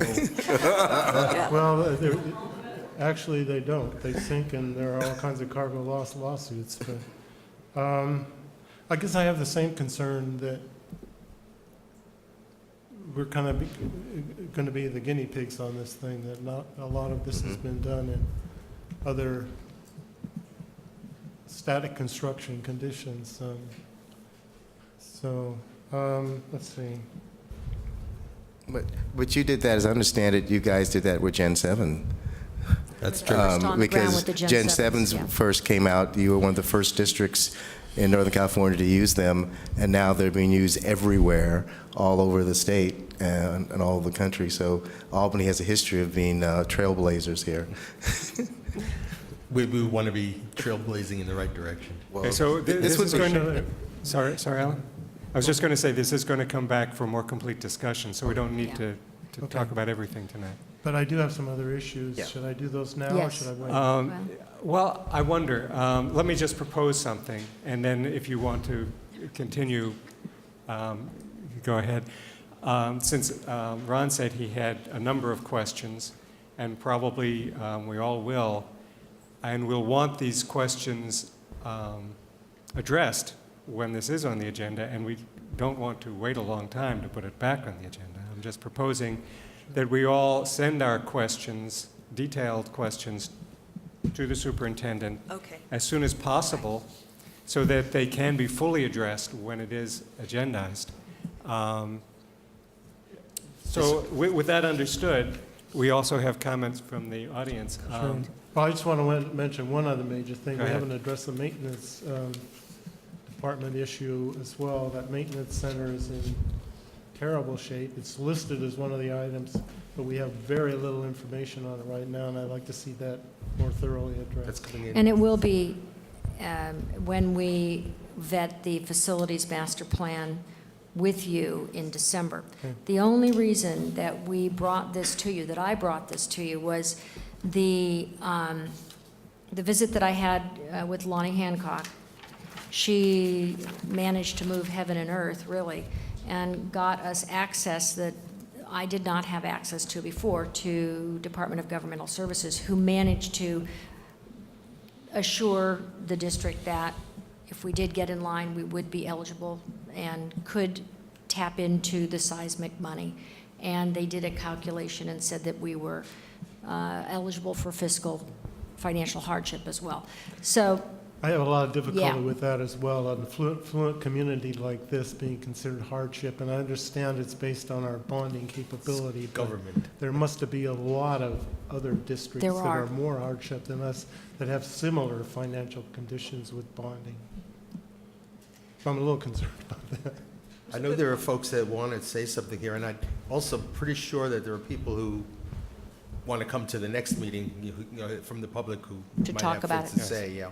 Okay. Can I just throw something out that I was thinking of before the meeting as well? Is if we do want an accelerated schedule in a community that likes to take its time to think about things, I think it might be useful to float that idea more publicly, even more publicly than this, and get some feedback. Perhaps a survey, an online survey, ideas, comments, that sort of thing, perhaps in short order, to get a sense of whether this is the kind of thing that could even be done in a short time in this community. Right, and of course, you know, it's the real issue would be a rebuild of Marin. I don't see it being a huge issue with a seismic retrofit of Ocean View, nor do I really see it being a huge issue of putting classrooms down on the McGregor campus. What I do worry about and think about is allowing enough time for a process to occur in building a new school at Marin. Okay, Carrie, did you want to? Why don't you come up to the mic? And there are other people I think that would like to do so too. You're probably all aware of this, but I believe they're already being used in San Francisco. And if you go down to the end of Octavia, you know, a few years ago, they put in a bunch of them down for like a little plaza area, but they also opened like a 3-story store last year, also down in Hayes Valley. So. With shipping containers, you mean? Uh-huh. With these? Okay. So, I mean, just saying, if any of you are going into the city, you know, you can certainly stop by and check them out, because Great. they're must be pretty cool. Thanks, Carrie. Did we have other?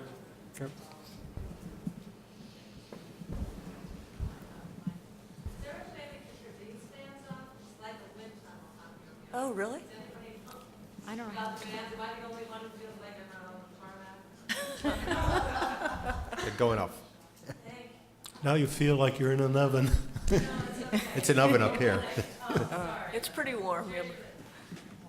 I'm Kim Trutain, Marin PTA Vice President, and I just wanted to say that I appreciate the Facilities Master Plan Committee for having come up with a very creative plan to put forward to the community.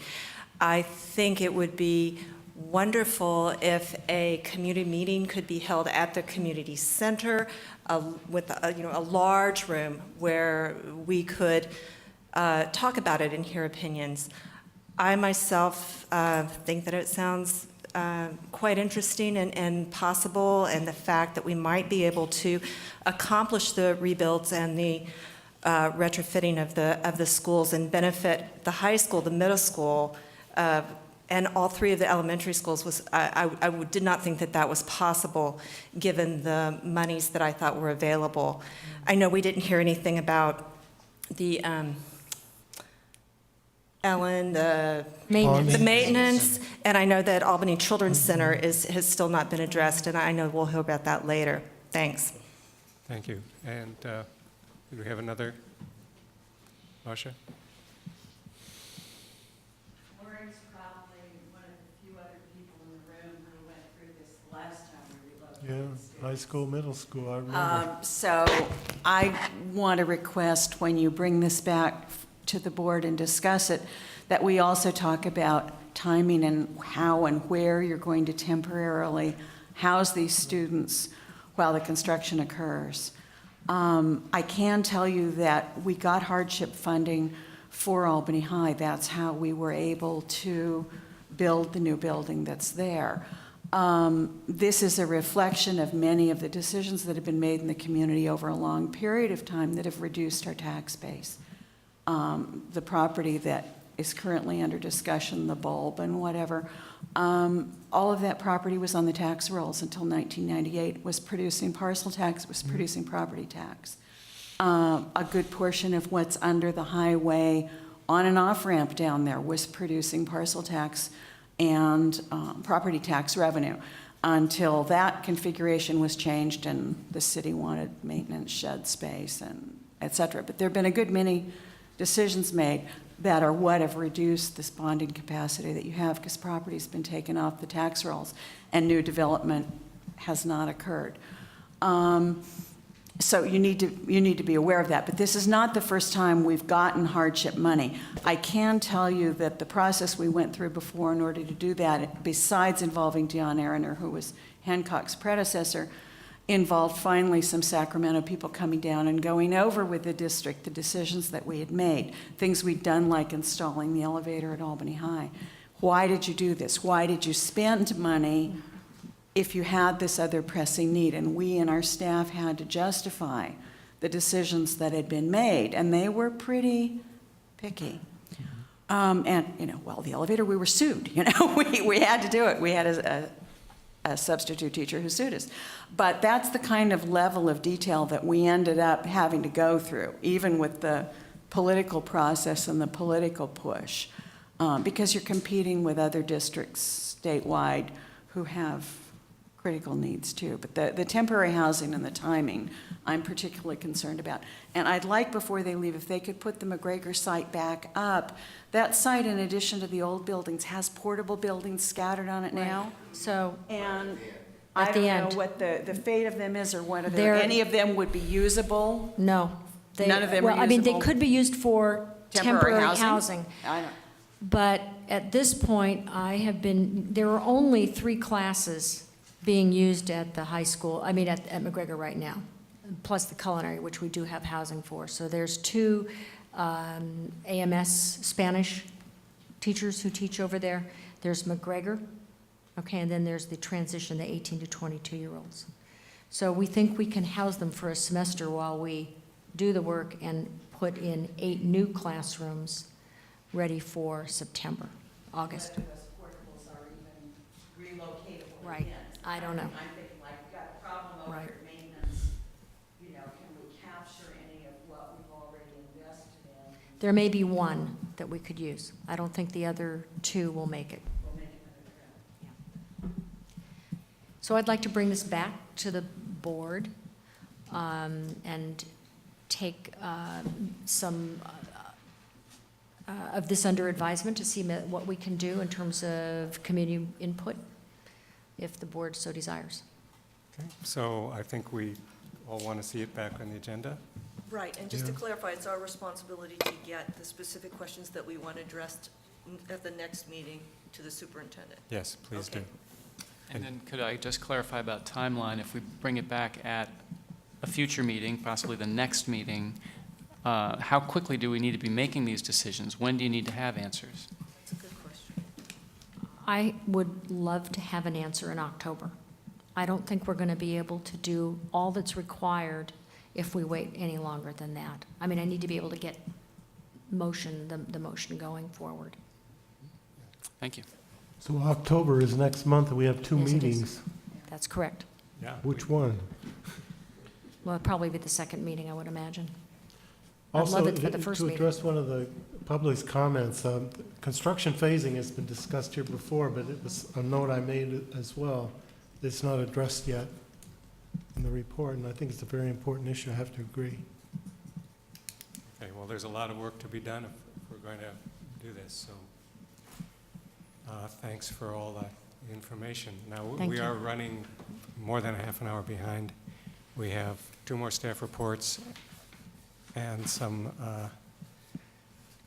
several other items on the agenda. So I don't know how we're going to get through this all, but it was an important conversation. We have an academic assessment report.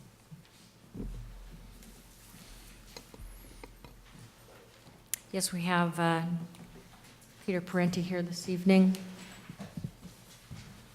He's going to step up here and give a staff report.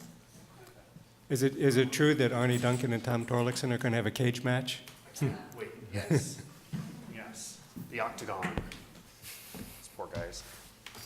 As we move it forward, they can argue all they want.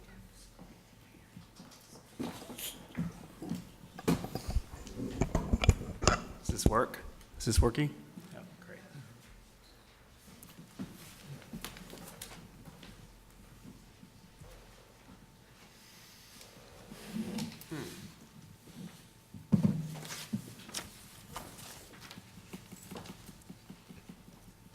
We have paper copies of your student achievement report.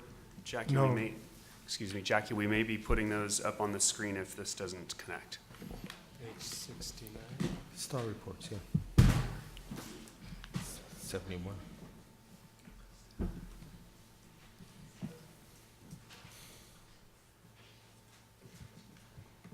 Is it up? Okay, now all I have to do is,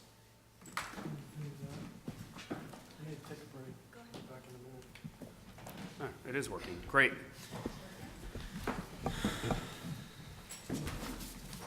Good evening. Albany Unified School District administered the STAR test exams in English, Math, Science, and History in the late spring of 2013, just a number of months ago. The overall estimates demonstrate that most students succeed at proficient and advanced levels of performance.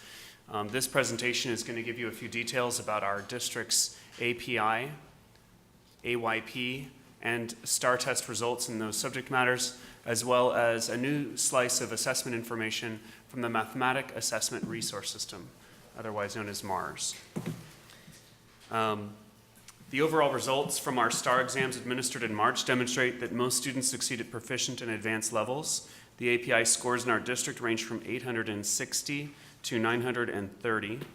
The district API score increased by 2 points from 892 to 894. 4 school sites saw an increase in their API scores and 2 school sites saw a decrease. The results also show us which students are not successful and which students were taking steps to provide instructional intervention. Our schools have already reviewed this data.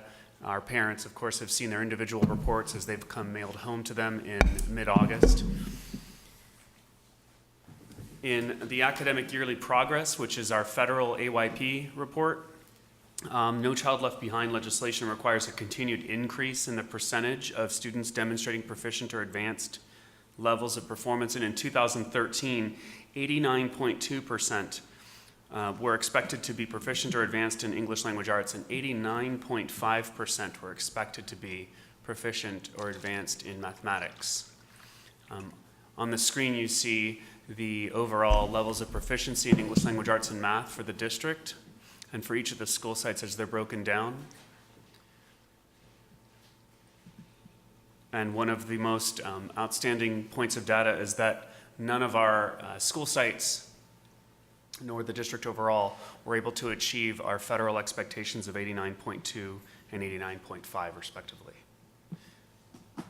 Therefore, we have program improvement status across the district: Federal Program Improvement Status Year 1, Albany High School Program Improvement Status Year 1, AMS at Program Improvement Status Year 3, and Ocean View at Year 2. Cornell and Marin do not qualify for the federal No Child Left Behind legislation because we don't directly fund them with Title I dollars.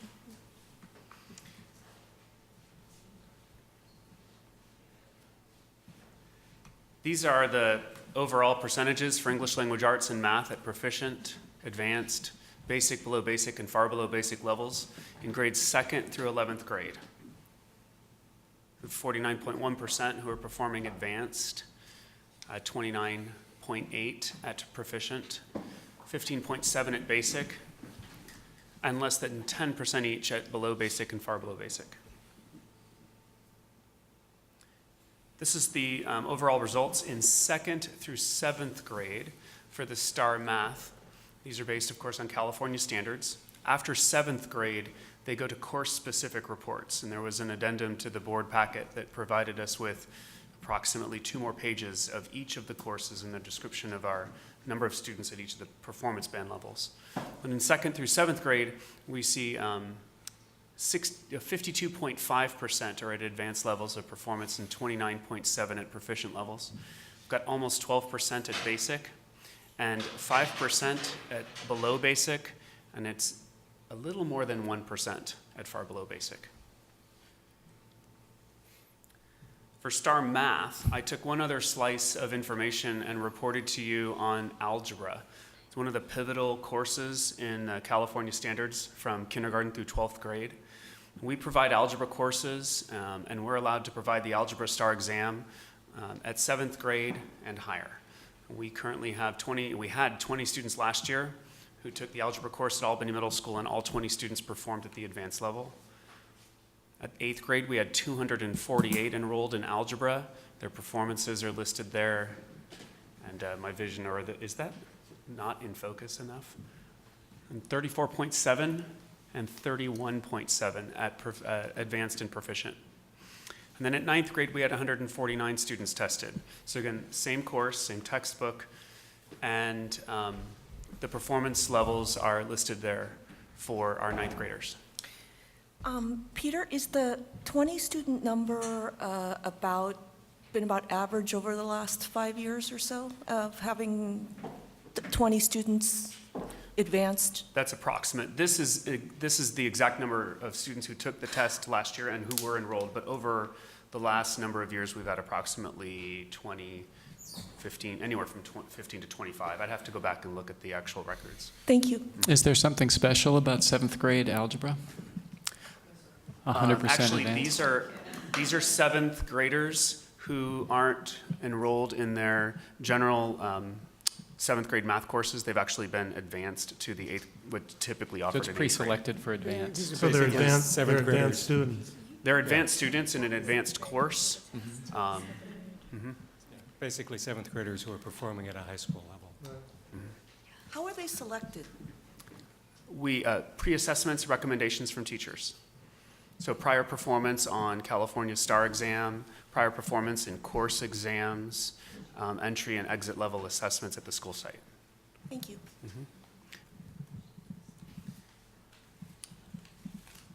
Let's see. Go forward. One thing that's new and a nice bridge from what is currently the STAR exam and what is becoming for the Smarter Balanced Assessment Consortium is our participation in the Silicon Valley Math Initiative.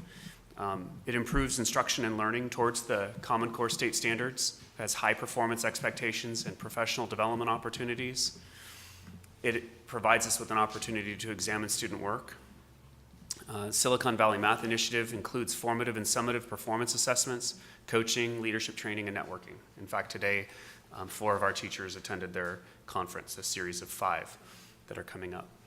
The assessment system is supported by the National Science Foundation, UC Berkeley, and the Shell Center in Nottingham, England.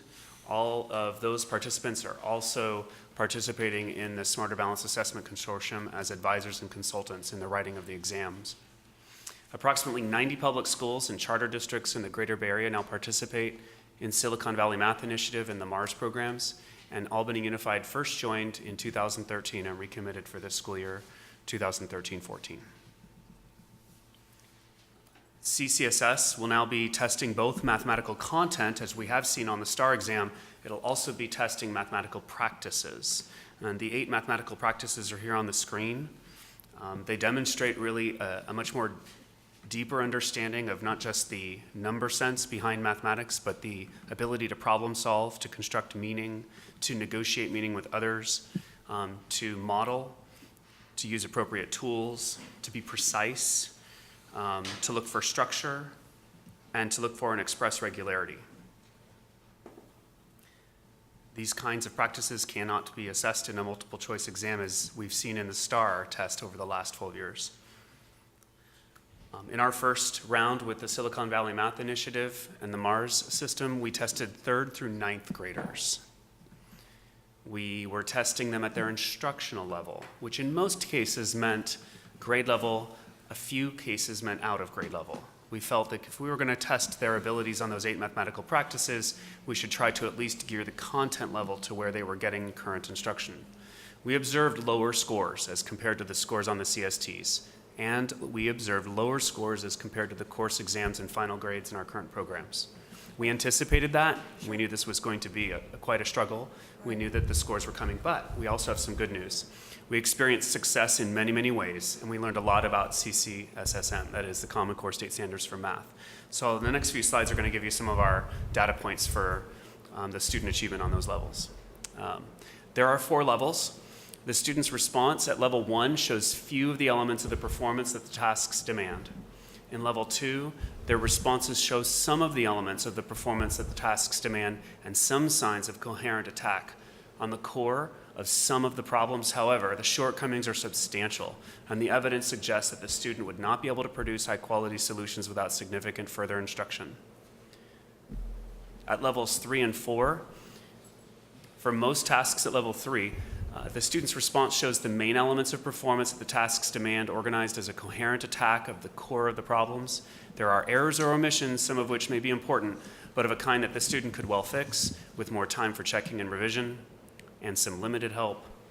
And in level 4, the student's response meets the demands of nearly all the tasks with few errors. With some more time for checking and revision, excellent solutions would seem likely. And to clarify, to participate in this exam, each student is provided with 5 tasks. The recommended amount of time to complete those tasks is 2 class periods, or 100 minutes, or 120 minutes, depending on your master schedule. The first 3 tasks being done in the first sitting, then a break over a day, coming back the second day of school, and completing the 4th and 5th task. The first task is entry level, kind of sets the student up for success, and then the difficulty of those tasks ramps up significantly as you go from task 2, 3, 4, and 5. These are our 3rd through 5th graders. The students, 33% of them performed at level 4, and 31% performed at level 3.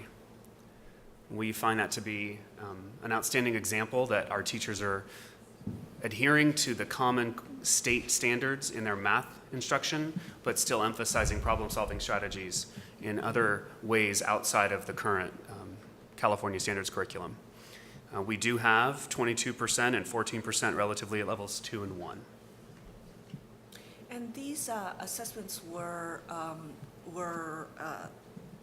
scored by our own teachers, right? Yes. Okay.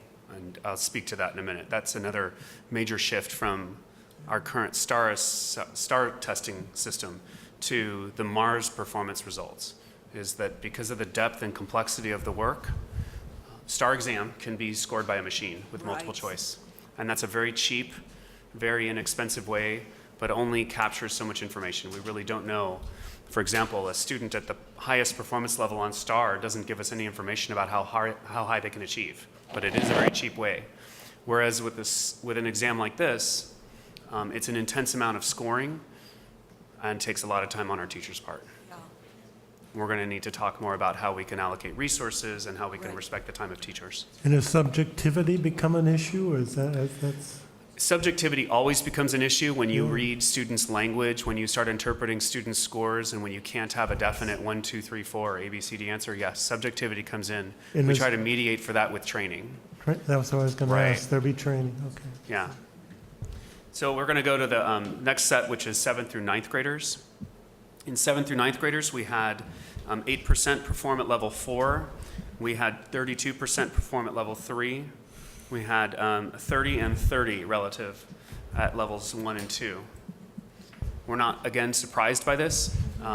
In fact, as our teachers do the great work that they do teaching towards California standards, they become very difficult in computational skills. They become very demanding in algorithmic skills, and there's not a lot of time to invest in this deeper critical thinking. Isn't some of this already being done in classroom testing? Isn't that a... Well, it's really hard to cover every California standard as well as cover all of those 8 mathematical practices. So the new Common Core State Standards intend to allow us to go deeper, but not to allow us to have to go as far. So as you noticed in our previous slide, we had a very high performance rate on California standards through the STAR exam. Sure. Mm-hmm. Well, we can't do both. But I know as a teacher, a substitute teacher in math, and when I was correcting exams, I was looking through this whole process, their thought process. You can get partial credit, and these kinds of things are already, seems to be being done. So we have some next steps. We definitely want to highlight our growth. We're going to have our second time administering the MARS exam this coming spring. We also want to highlight the growth that we've made as a district on California state standards. Notwithstanding that we are now in program improvement status, we have seen a higher API score on most of our campuses, and we've seen higher rates of student achievement on the STAR. We will provide intervention for underperforming students. We are providing that now. We are going to question the validity of Nickelby, and we won't be alone in doing so. We're going to turn our attention to Common Core state standards and the Smarter Balanced assessments. Informing staff and parents is critical. So while we work on the facilities master plan, I might sneak in a few problem-solving activities, measure the square footage, or come to a conclusion on what works best. Closely monitor developments, and the developments from the California Department of Education, the State Board of Education, Smarter Balanced Assessment Consortium, and No Child Left Behind. Those agencies are publishing more frequently than every week, and what they're publishing is substantial in the things that they're talking about and the decisions that they're making. Especially in these last 2 weeks, the work of AB 44, which has now passed the Senate and the legislature and is waiting for governor's approval to suspend STAR testing this school year. Thanks. Questions? I had one about exactly that, whether we will end up doing STAR testing this year. What are the consequences of not doing STAR testing even if AB 44 doesn't pass? The consequences of not doing STAR testing. If the Well, bill it's- does not pass? If I'm correct, so this bill would eliminate STAR testing. If it passes and is signed, there would be no school district in California would do STAR testing this year. Is that right? Or Actually, as I understand it, and I can get back to you with a more detailed answer, as I understand it, if the bill is to be passed and signed by the governor, it would allow individual districts to choose whether or not to participate in STAR testing For how long? this school year. Because after this school year, nobody participates in STAR testing. And given that flexibility, have you made a decision about, collectively about what we would do this year? We haven't made a final decision, but I have lots of recommendations. Okay. That's a clever answer. Yeah. It is a good The one. concern that we have, and we have brought this to the county's attention, that Albany is actively pursuing not taking the STAR exam this year. And that would be that if the federal government were to withhold Title I funds, and I don't know if I could justify turning away a significant amount of money to help those students who are underachieving. So we're sort of wading through all of that right now. So that's between Arnie and Jerry right now, is that what we're? That's the crux of the And Tom. and contradiction who goes first? between the federal and the state superintendents of education, is the withholding or the threat of withholding Title I funds if we don't participate in STAR testing. There seems to be movement every time we turn around. There seems to be a different stance. Weeks ago, we heard from Arnie Duncan that he was in favor of us piloting Smarter Balanced. But those dual exams, as you see in tonight's report, really contradict each other, and we cannot expend staff time and resources trying to teach towards both. So the sooner we know, the better. The sooner we If we ended up doing the STAR testing, there'll be no Smarter Balanced this year, but we're ready to go with Smarter Balanced if we don't have STAR testing. Smarter Balanced is not ready to provide the exam where we would get school-wide results, individual student reports. They're ready right now to provide us with access to field testing, Okay. which will not give us customized, disaggregate information about student groups or individual student reports mailed to parents, nor would it give us the database points that we are accustomed to having. It would give us practice. It would give us practice. And right now, that access is already on the website for any public user who wants to try.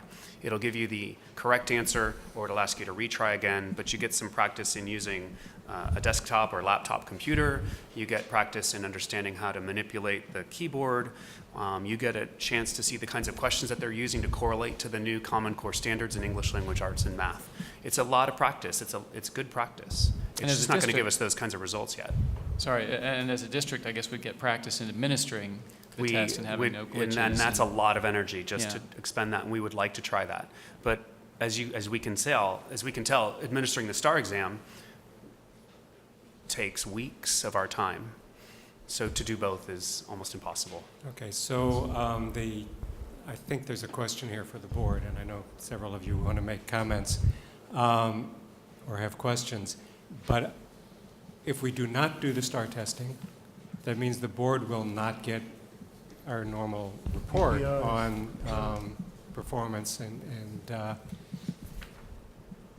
trends for our students. So I think it is something the board should weigh in on whether we want to do the STAR testing this year or start working more actively towards the smarter balanced assessments. Are you asking for an opinion? I am asking for opinions. So why don't we just go down the line and everyone give your opinion and whatever else you want to say. John? I mean, yeah, so just to finish, I guess the reason for that line of questioning was we're going to be ditching the STAR test anyway. I realize there'll be a gap in data, but there's going to be a disconnect between whatever we get out of Smarter Balanced and the STAR testing anyway. I just don't, it seems to me that I have no objection if you all decide that the best thing to do would be not to do STAR testing this year. I have no problem with giving that up for 1 year. Pat? I agree, and the only thing that I would say is that I hope you will come back to us when with a update when there's more clarity at the state and federal level about consequences and so forth. Thanks. Alan? So I have a couple concerns related to this. Santa Cruz School District is in danger of losing our accreditation, and it's based on not meeting their API goals. We have several school sites which are on a 1-2 year, basically probationary period. When do we start becoming endangered under API and the whole? Let me go back and I can answer that question for you. There's two different systems that are measuring our schools at the same time. Mm-hmm. One of them is the state of California through the Academic Performance Index, right, and the other is the federal government on academic yearly progress. Right. We are not in danger at the state level because our API scores are at or above 800, yeah, they are, and our schools' accreditations are fine. But the federal government also wants us to be at 90% proficient or advanced levels. So they're two systems that contradict each other almost. Well, I'm just concerned about that, and for a transition. That comes to an end. That comes to an end. Yes. And if the legislature, right. But we're also seeing our APIs are up around 90%, whatever, 80 to 90%. Mm-hmm. We're showing our Mars test results at 40 to 60% doing well. We've got a transition there to try to get back up to the 90% level or 80% level. And how is that going to be evaluated? The legislation that's on the governor's desk includes a stipulation that we would be given 2 years or more. The superintendent of public education at the state level would be given 2 years to develop a system for API. So in essence, it would close down the current system and would not start a new one for at least 2 years so that schools can get ready for the new testing. Right. The other concern I have is that the policies coming from the state at this stage are vague and controversial. It seems like we're shooting in the dark, nearly, and hopefully it'll get a bit brighter soon. Mm-hmm. Alan, can you express an opinion on whether we should do the STAR testing this year, or whether you care? I've been in favor of dumping the STAR test for so long. I can't wait to get onto the Excellent. Okay. CCSS process. Thanks, Ron. So ditto. I was at the Cornell Site Council, and we were going over the Cornell data and very deeply, and it looks very much like all our schools. If you look at the patterns, they've been really, over the years, very consistent. So you can for me, I can assume what it would look like if we had tests this year. And it makes no sense. I mean, we've been so consistent, and many districts are. We know where we are. Yeah. And also, I mean, I've always been taking these with a grain of salt. So Right. the answer is, get rid of it. Thanks. Laura? Unless what Marla said, which is there's going to be a severe consequence. But I Right. think they're just who's going to blink first. I have to have confidence that they're not going to, the feds are not going to pull the money now. Okay. Lauren? Having suffered through all these SAT tests. But I am really happy that we aren't having STAR testing anymore because, I mean, why didn't it happen earlier, you know? But like, I just feel like a simple test cannot be the best accurate measure of a student's potential, even academically, because there's so much more than bubbles on a test. Good. Thanks. Chelsea? Yeah, I think Lauren basically covered it. I mean, I agree with her, and I think that if we don't have STAR tests this year, I think we'll be fine. Okay, and I concur with what everyone else has said, and Jackie, you can record this as a board action, that the board has recommended that staff make their own best decision, and it's okay with the board if we do not do the STAR testing this year. And there's comment. Comment from the audience. Come on up.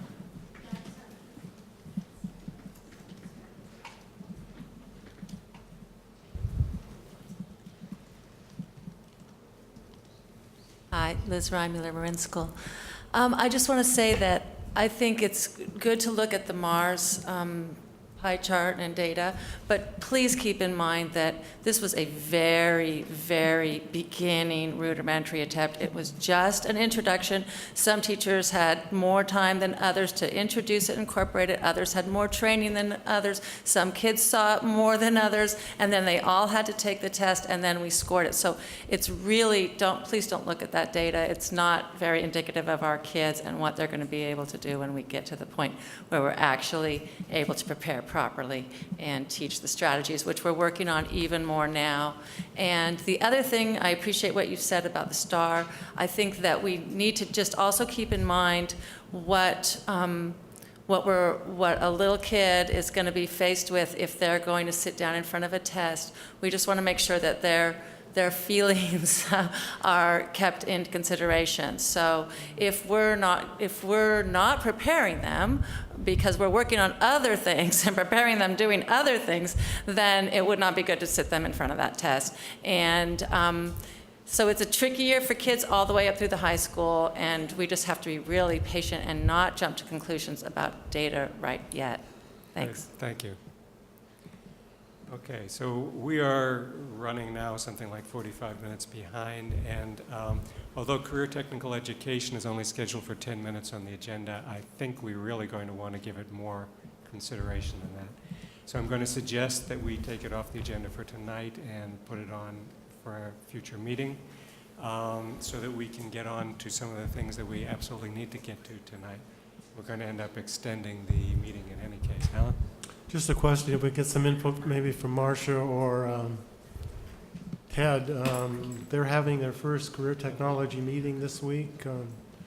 Is it of any benefit to you to have this go before you have your meeting? This item be on the agenda? Okay, thank you. Okay, are we agreed on that? That's fine. Sure. Okay. Good.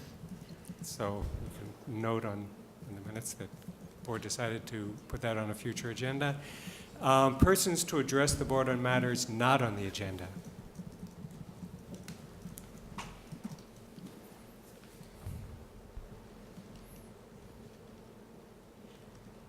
Carrie Dunnigan, ATA, thank you very much to all of you. We are thrilled, and we appreciate your decision to restore the PE. And I also just want to say real quickly to Chelsea and Lori, I'm a union woman, and I believe that an injury to one is an injury to all. And I think that it is so cool that you guys went back to your leadership classmates and discussed this, and you really were looking out for our youngest learners in the district. And I just thank you. I think that's fabulous. So thank you to you all. Thanks a lot. Thank you. Anyone else? Okay, CCSS budget implementation. There's a board agenda backup memo that was provided in the packet. Sorry, I don't have the page number exactly. Page 101. 101 and 102. I don't see a page on the, okay. In the board packet, it's page Yeah, 101 and 102.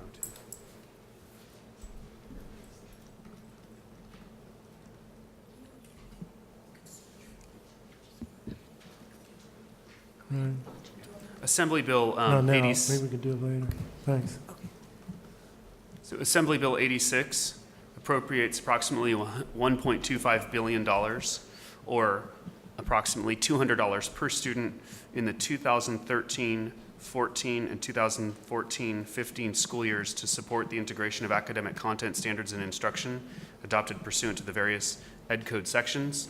These implementation funds can be expended for any of the following purposes: professional development for staff, materials, and technology. As a condition, the district's required to develop and adopt a plan delineating how these implementation funds will be spent, and we will be required to report detailed expenditures to the California Department of Education on or before July 1st, 2015. The funds may be spent in both the 13-14 school year and the 14-15 school year. Our goal is to transition current instructional programs based on California state standards to the Common Core state standards. And so, as outlined in the strategic plan for our district, we will provide high-quality professional learning, resources and time related to instructional planning, and systems to measure student achievement. In addition, the shift to Common Core state standards and the smarter balanced assessments, we recognize the need to incorporate technology. So our goal will be to administer the Common Core state assessments through computers in 2015. Therefore, we'll need to provide specific coaching and professional development in that area. Our unified school district proposes the following expenditures for teachers on special assignment, teacher hourly, technology, professional development, curriculum materials, and supplies that total almost exactly the amount appropriated to our district. And we request their approval following these estimated expenditures for the Common Core state standards. Okay, now this is a discussion item. We're not voting on Yes, this is a discussion item. And Peter, you need to front load it a little bit with reminding the board of the presentation that you made in August. Correct, yes. Remember the Prezi? All right, so we have 8 strategies that are aligned with the 8 strategies that the state has asked us to write towards. And the very first one is professional development. The next is curriculum materials and supplies, the third being technology, and so on and so forth, public information and public education. We believe as a district that the most important and critical and most expensive is quality professional learning. So we're putting the bulk of this Common Core budget towards teachers on special assignment who can provide embedded professional development on a daily basis and services to teachers at the elementary schools and the secondary schools. Okay, so are you looking for board approval tonight? No, discussion. Just discussion. So do we have any discussion?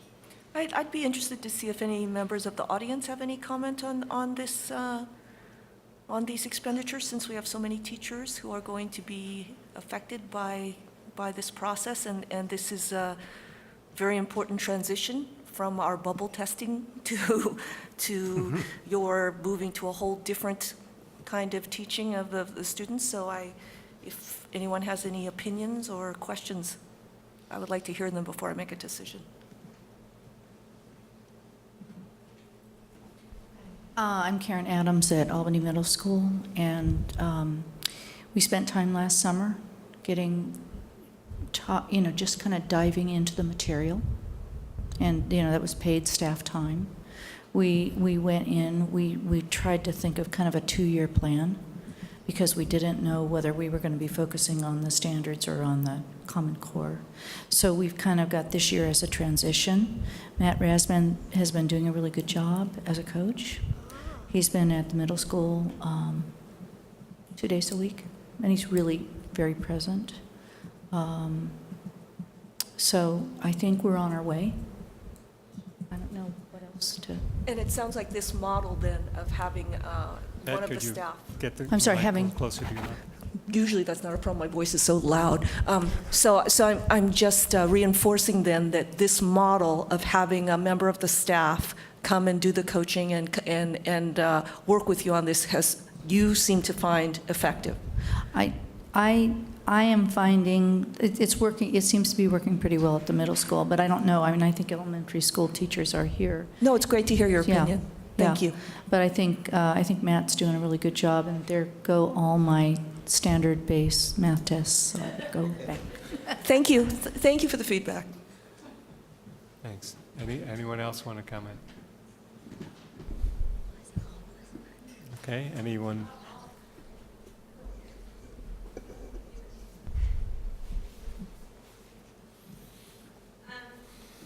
Truthfully, I'm not really ready to talk about this, but there's some concerns, some rumors out there that the money is being spent and that there may not be enough money for supplemental materials or different instructional materials. So I could be completely wrong about that, but we're just hoping that there will be, in case as we look at, trying to bring in more nonfiction materials into the classrooms, and teachers are going to want to talk about possibly piloting different programs that not all the money is being spent on TSAs, but so. Thank you. Can you comment on that? You want to address it? Yes. The district continues to receive instructional lottery materials funds that can only be spent on instructional materials and not be spent on staff development, cannot be spent on staff stipends or hourly. And so we do have access to other funds outside of Common Core to pay for instructional materials. Thank you. And set aside. And for set that aside for that specific- purpose. So the correct. district's being vigilant to make sure that all the materials we need are being placed in the right hands. Right. There are several, categorical budgets that are much more restrictive and don't allow us the professional development needs. Thanks.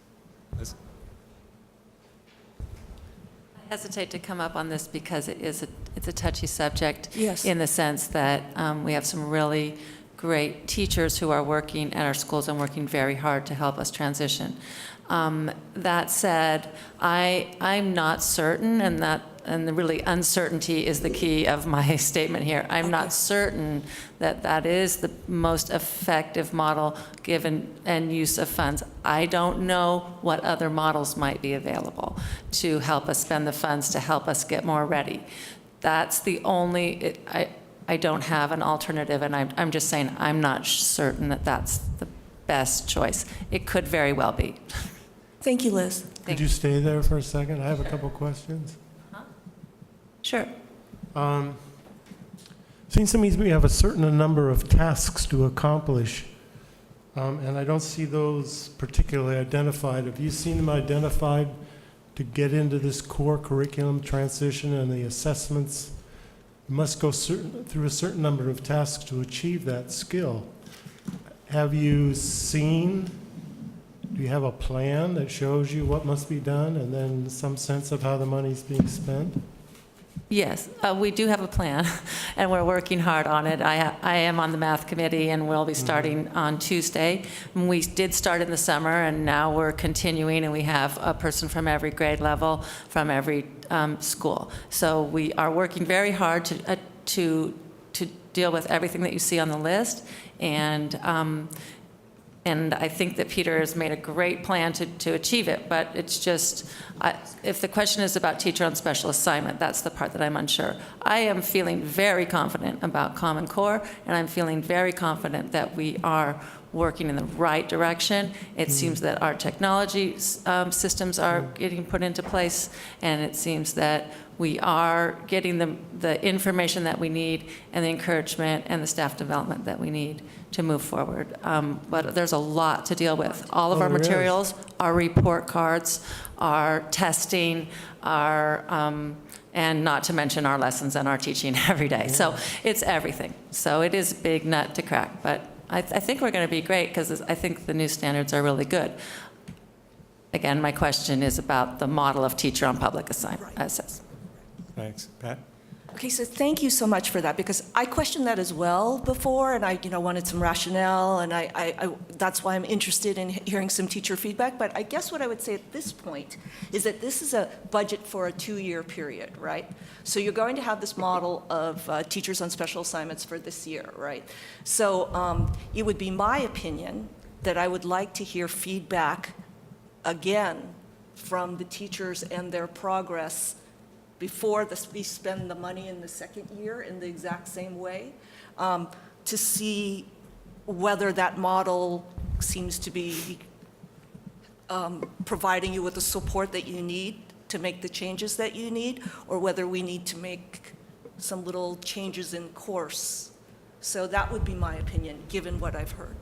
Well, one thing that I would comment about the work that we've done so far, which has only been 3.5 weeks, Right. that it feels very collaborative, and it does feel to me as if these people that I've had contact with are working very hard and are trying to communicate directly with curriculum and with the other TSAs at the other sites. So there seems to be a good coordination going on between administration and the people who are doing this job. It seems that they're collaborative in terms of working with teachers and very, very responsive to what we're asking when we're getting into meetings in small groups and grade levels and things. That's been my experience.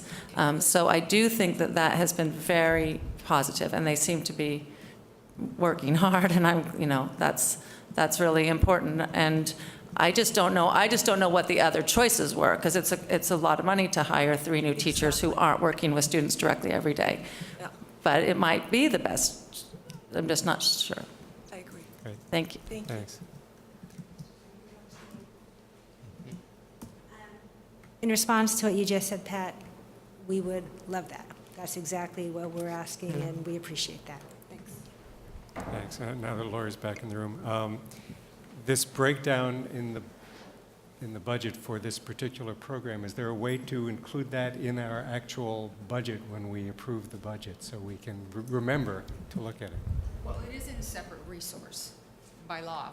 They assign a separate resource, so it is broken out.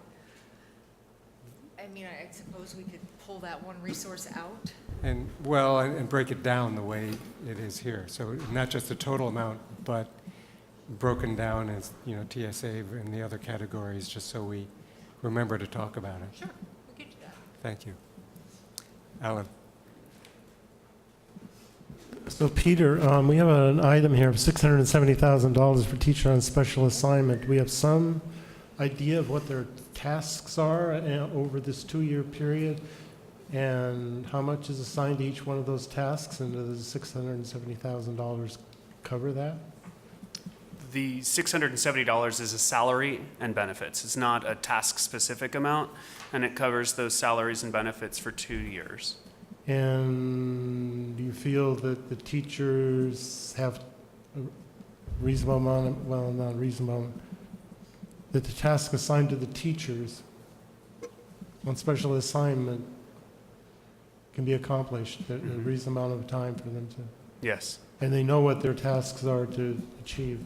I keep them very busy, yes. Okay. I have detailed agendas. I meet with them every 10 days, along with the elementary principals. I meet with the secondary principals and Mr. Matt Rasmond.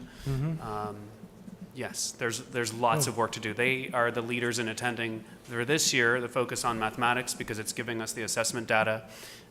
They attend the Silicon Valley Math Initiative conferences. They facilitate grade level team meetings. They provide services directly to teachers in classrooms, helping source out materials. As far as I can measure so far, they are enormously busy. And as Pat asked about having periodic assessments of the situation be presented to the board, I think that's what you were asking. I would just ask Peter, towards the end of the school year, after the teachers have gone through this work and have really delved into it with these teachers on special assignment, is there a way for them to give feedback to you, or for us to be able to see how they feel, what they feel their progress is, whether they feel they've gotten the support they need, whether they would prefer it in a different way? Sure. Thank you. Okay, thanks. Now we are at 9:30, and I think at a minimum, we need to take action on the superintendent search RFP. If we wanted to stay till 10 o'clock, we could probably get through the rest of the agenda, but I think the other items we could put off to a later agenda. So what's the pleasure of the board? Stand for 10 minutes. Second? Okay. All in favor? Aye. That's fine. And we're going to cover the superintendent's search and... Superintendent That's search That's RFP, all? and I think that's Ron Okay. to talk about, right? So I think we have two slightly different versions, is that correct? We had one in the board packet, and then there were some corrections that were made, and Jackie, you sent out a second, I didn't get Right. anything. is I that right? think the corrected version is in the board packet, is it Okay. not? I see some slight differences. Anyway, I think there was some concerns about some of the dates, and I think those were fixed. Yeah. And Good, some of the thank you. language. Marla and I met and tried to put together a calendar and some of the language. So, I see a couple of tweaks that, but they're not major, and I want to make sure that we agreed we would include the community in the discussion. Thank So you. anywhere where it says, for example, on the line 1, 2, 3, 4, 5, 6th, right under the first grouping, facilitating governing board interviews of the applicants, and I really feel like we should, anytime we can, mention the community and staff. So facilitate governing board, community, and staff interviews of the applicants, because we want a community. I'm trying to talk really fast. instead of Right, just no, leaving I think this- that, so we're going to add governing board and community and staff. Right. I'd be willing to approve it tonight, stipulating that Ron and Marla will make some final changes to it. And Yeah, see- I there are a trust couple you, of Ron. things I see Yeah. that are ambiguous, but that's, Right. I can show you that, and if anybody else has any comments, you can send it to Marla and myself, and we'll hash it out. But basically, I think it's fine. Thank you. I had a date question, actually, because you mentioned dates. There are 2 Aprils. Should the second April be May in the timeline? Yeah, I saw a question about that. Do you see that on the second page? Yeah, I did. It's an I awful thought lot that to we do. could, it is a lot to do in April, but I think it can be done. Okay. And we don't want to wait too late. Okay, Right. so that really should all be in April. Yeah. Okay. Okay, Alan? Well, I'm seeing a number of things here on the schedule. April 2013, facilities board selection, et cetera, and then 2013, the consultant. That should be 2014, actually. 14. Oh, yeah, there you go. This That's is the all date 14. issue. Yeah. Good. And Switch to 2014. there seem to be 2 time periods that are the same. My comment last time was that we collapsed that schedule somewhat, so we had a little margin at the end in case things bogged down. We had some period of time before the superintendent's contract ends to select a new superintendent. Does that mean by the end of April, I believe we will have selected a new superintendent? Yes, And if we're not able to, we still have some margin? you still have May. Yeah, okay. That's a good fine. idea. But I think the board would, and I think we agreed that, we want to move the process in a reasonable timeframe so that we have enough time to engage all the people we want to. And also, there's, this sort of a pattern of timing when folks are looking for new jobs, and we want to make sure that I want to make sure we're ahead of the ball on that, so we're just in front of that. And I think this timeline works. Excellent. We'll correct the Right, we'll fix the- 2013-14 from the- January on. And yeah. then a couple of other tweaks that I can see that we need to make, and Ron and I'll look at this, because I'd like to get it out. Yes, yes. Yeah. Okay, I I had think one we need question to- about that. Is it just going to be posted, or is it going to be sent specifically to specific firms? I will send it specifically to the 6 firms that we have discussed in the superintendent's weekly communication. We're also going to post it Okay, Ron, does and the publicize it. list of 6 firms agree with? Yes, well, Marla and I talked about that firms, and, there's some that I'm familiar with and some that I'm sure you're familiar with them. So I haven't seen the list of 6 firms yet. Has anyone else? I think we have. It was in a weekly communication. So that was in the most recent weekly communication? No. No, a former one. Okay. So, but I'm confident in it, so if we could get a motion and if everybody's confident in that, we get this out as quickly as possible. Thank you for your hard work, Board Member Rosenbaum. I move to approve the RFP with the changes that Board Member Rosenbaum indicated. I'll second the motion. All right, all in favor, say aye. Aye. Aye. Great. Now we have 3 other review and action items. is the board willing to move those to a future agenda? Yes.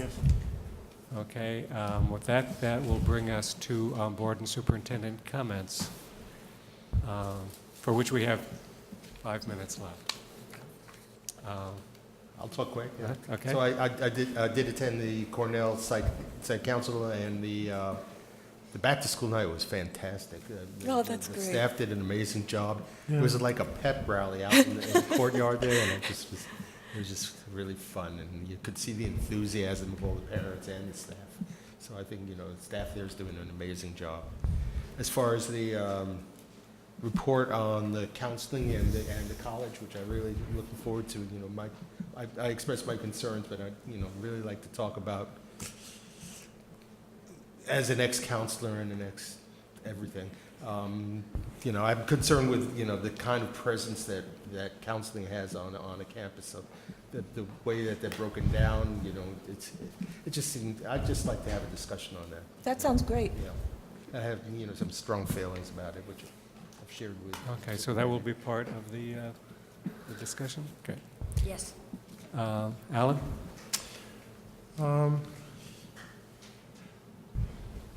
I want to thank the board president. I guess it was board member Patricia Lowe. You attended the LCFF conference? I went with President, Right. I went at President Black's request. So I did review the slides that you brought back, and I really thank you for doing that. To me, I still have a number of questions, and I wondered if it would be appropriate for us to have a workshop of some sort, or I need to spend some time with somebody to explain. At some point, it would be very good to share it with the public. With the public. Yeah, I think there are a Yeah. lot of things still up in the air, but I think as these things are decided, we should get it on the agenda and get a full report on Yeah. what we're going to have to do. Just to remind people, the Albany Triathlon is on October 5th.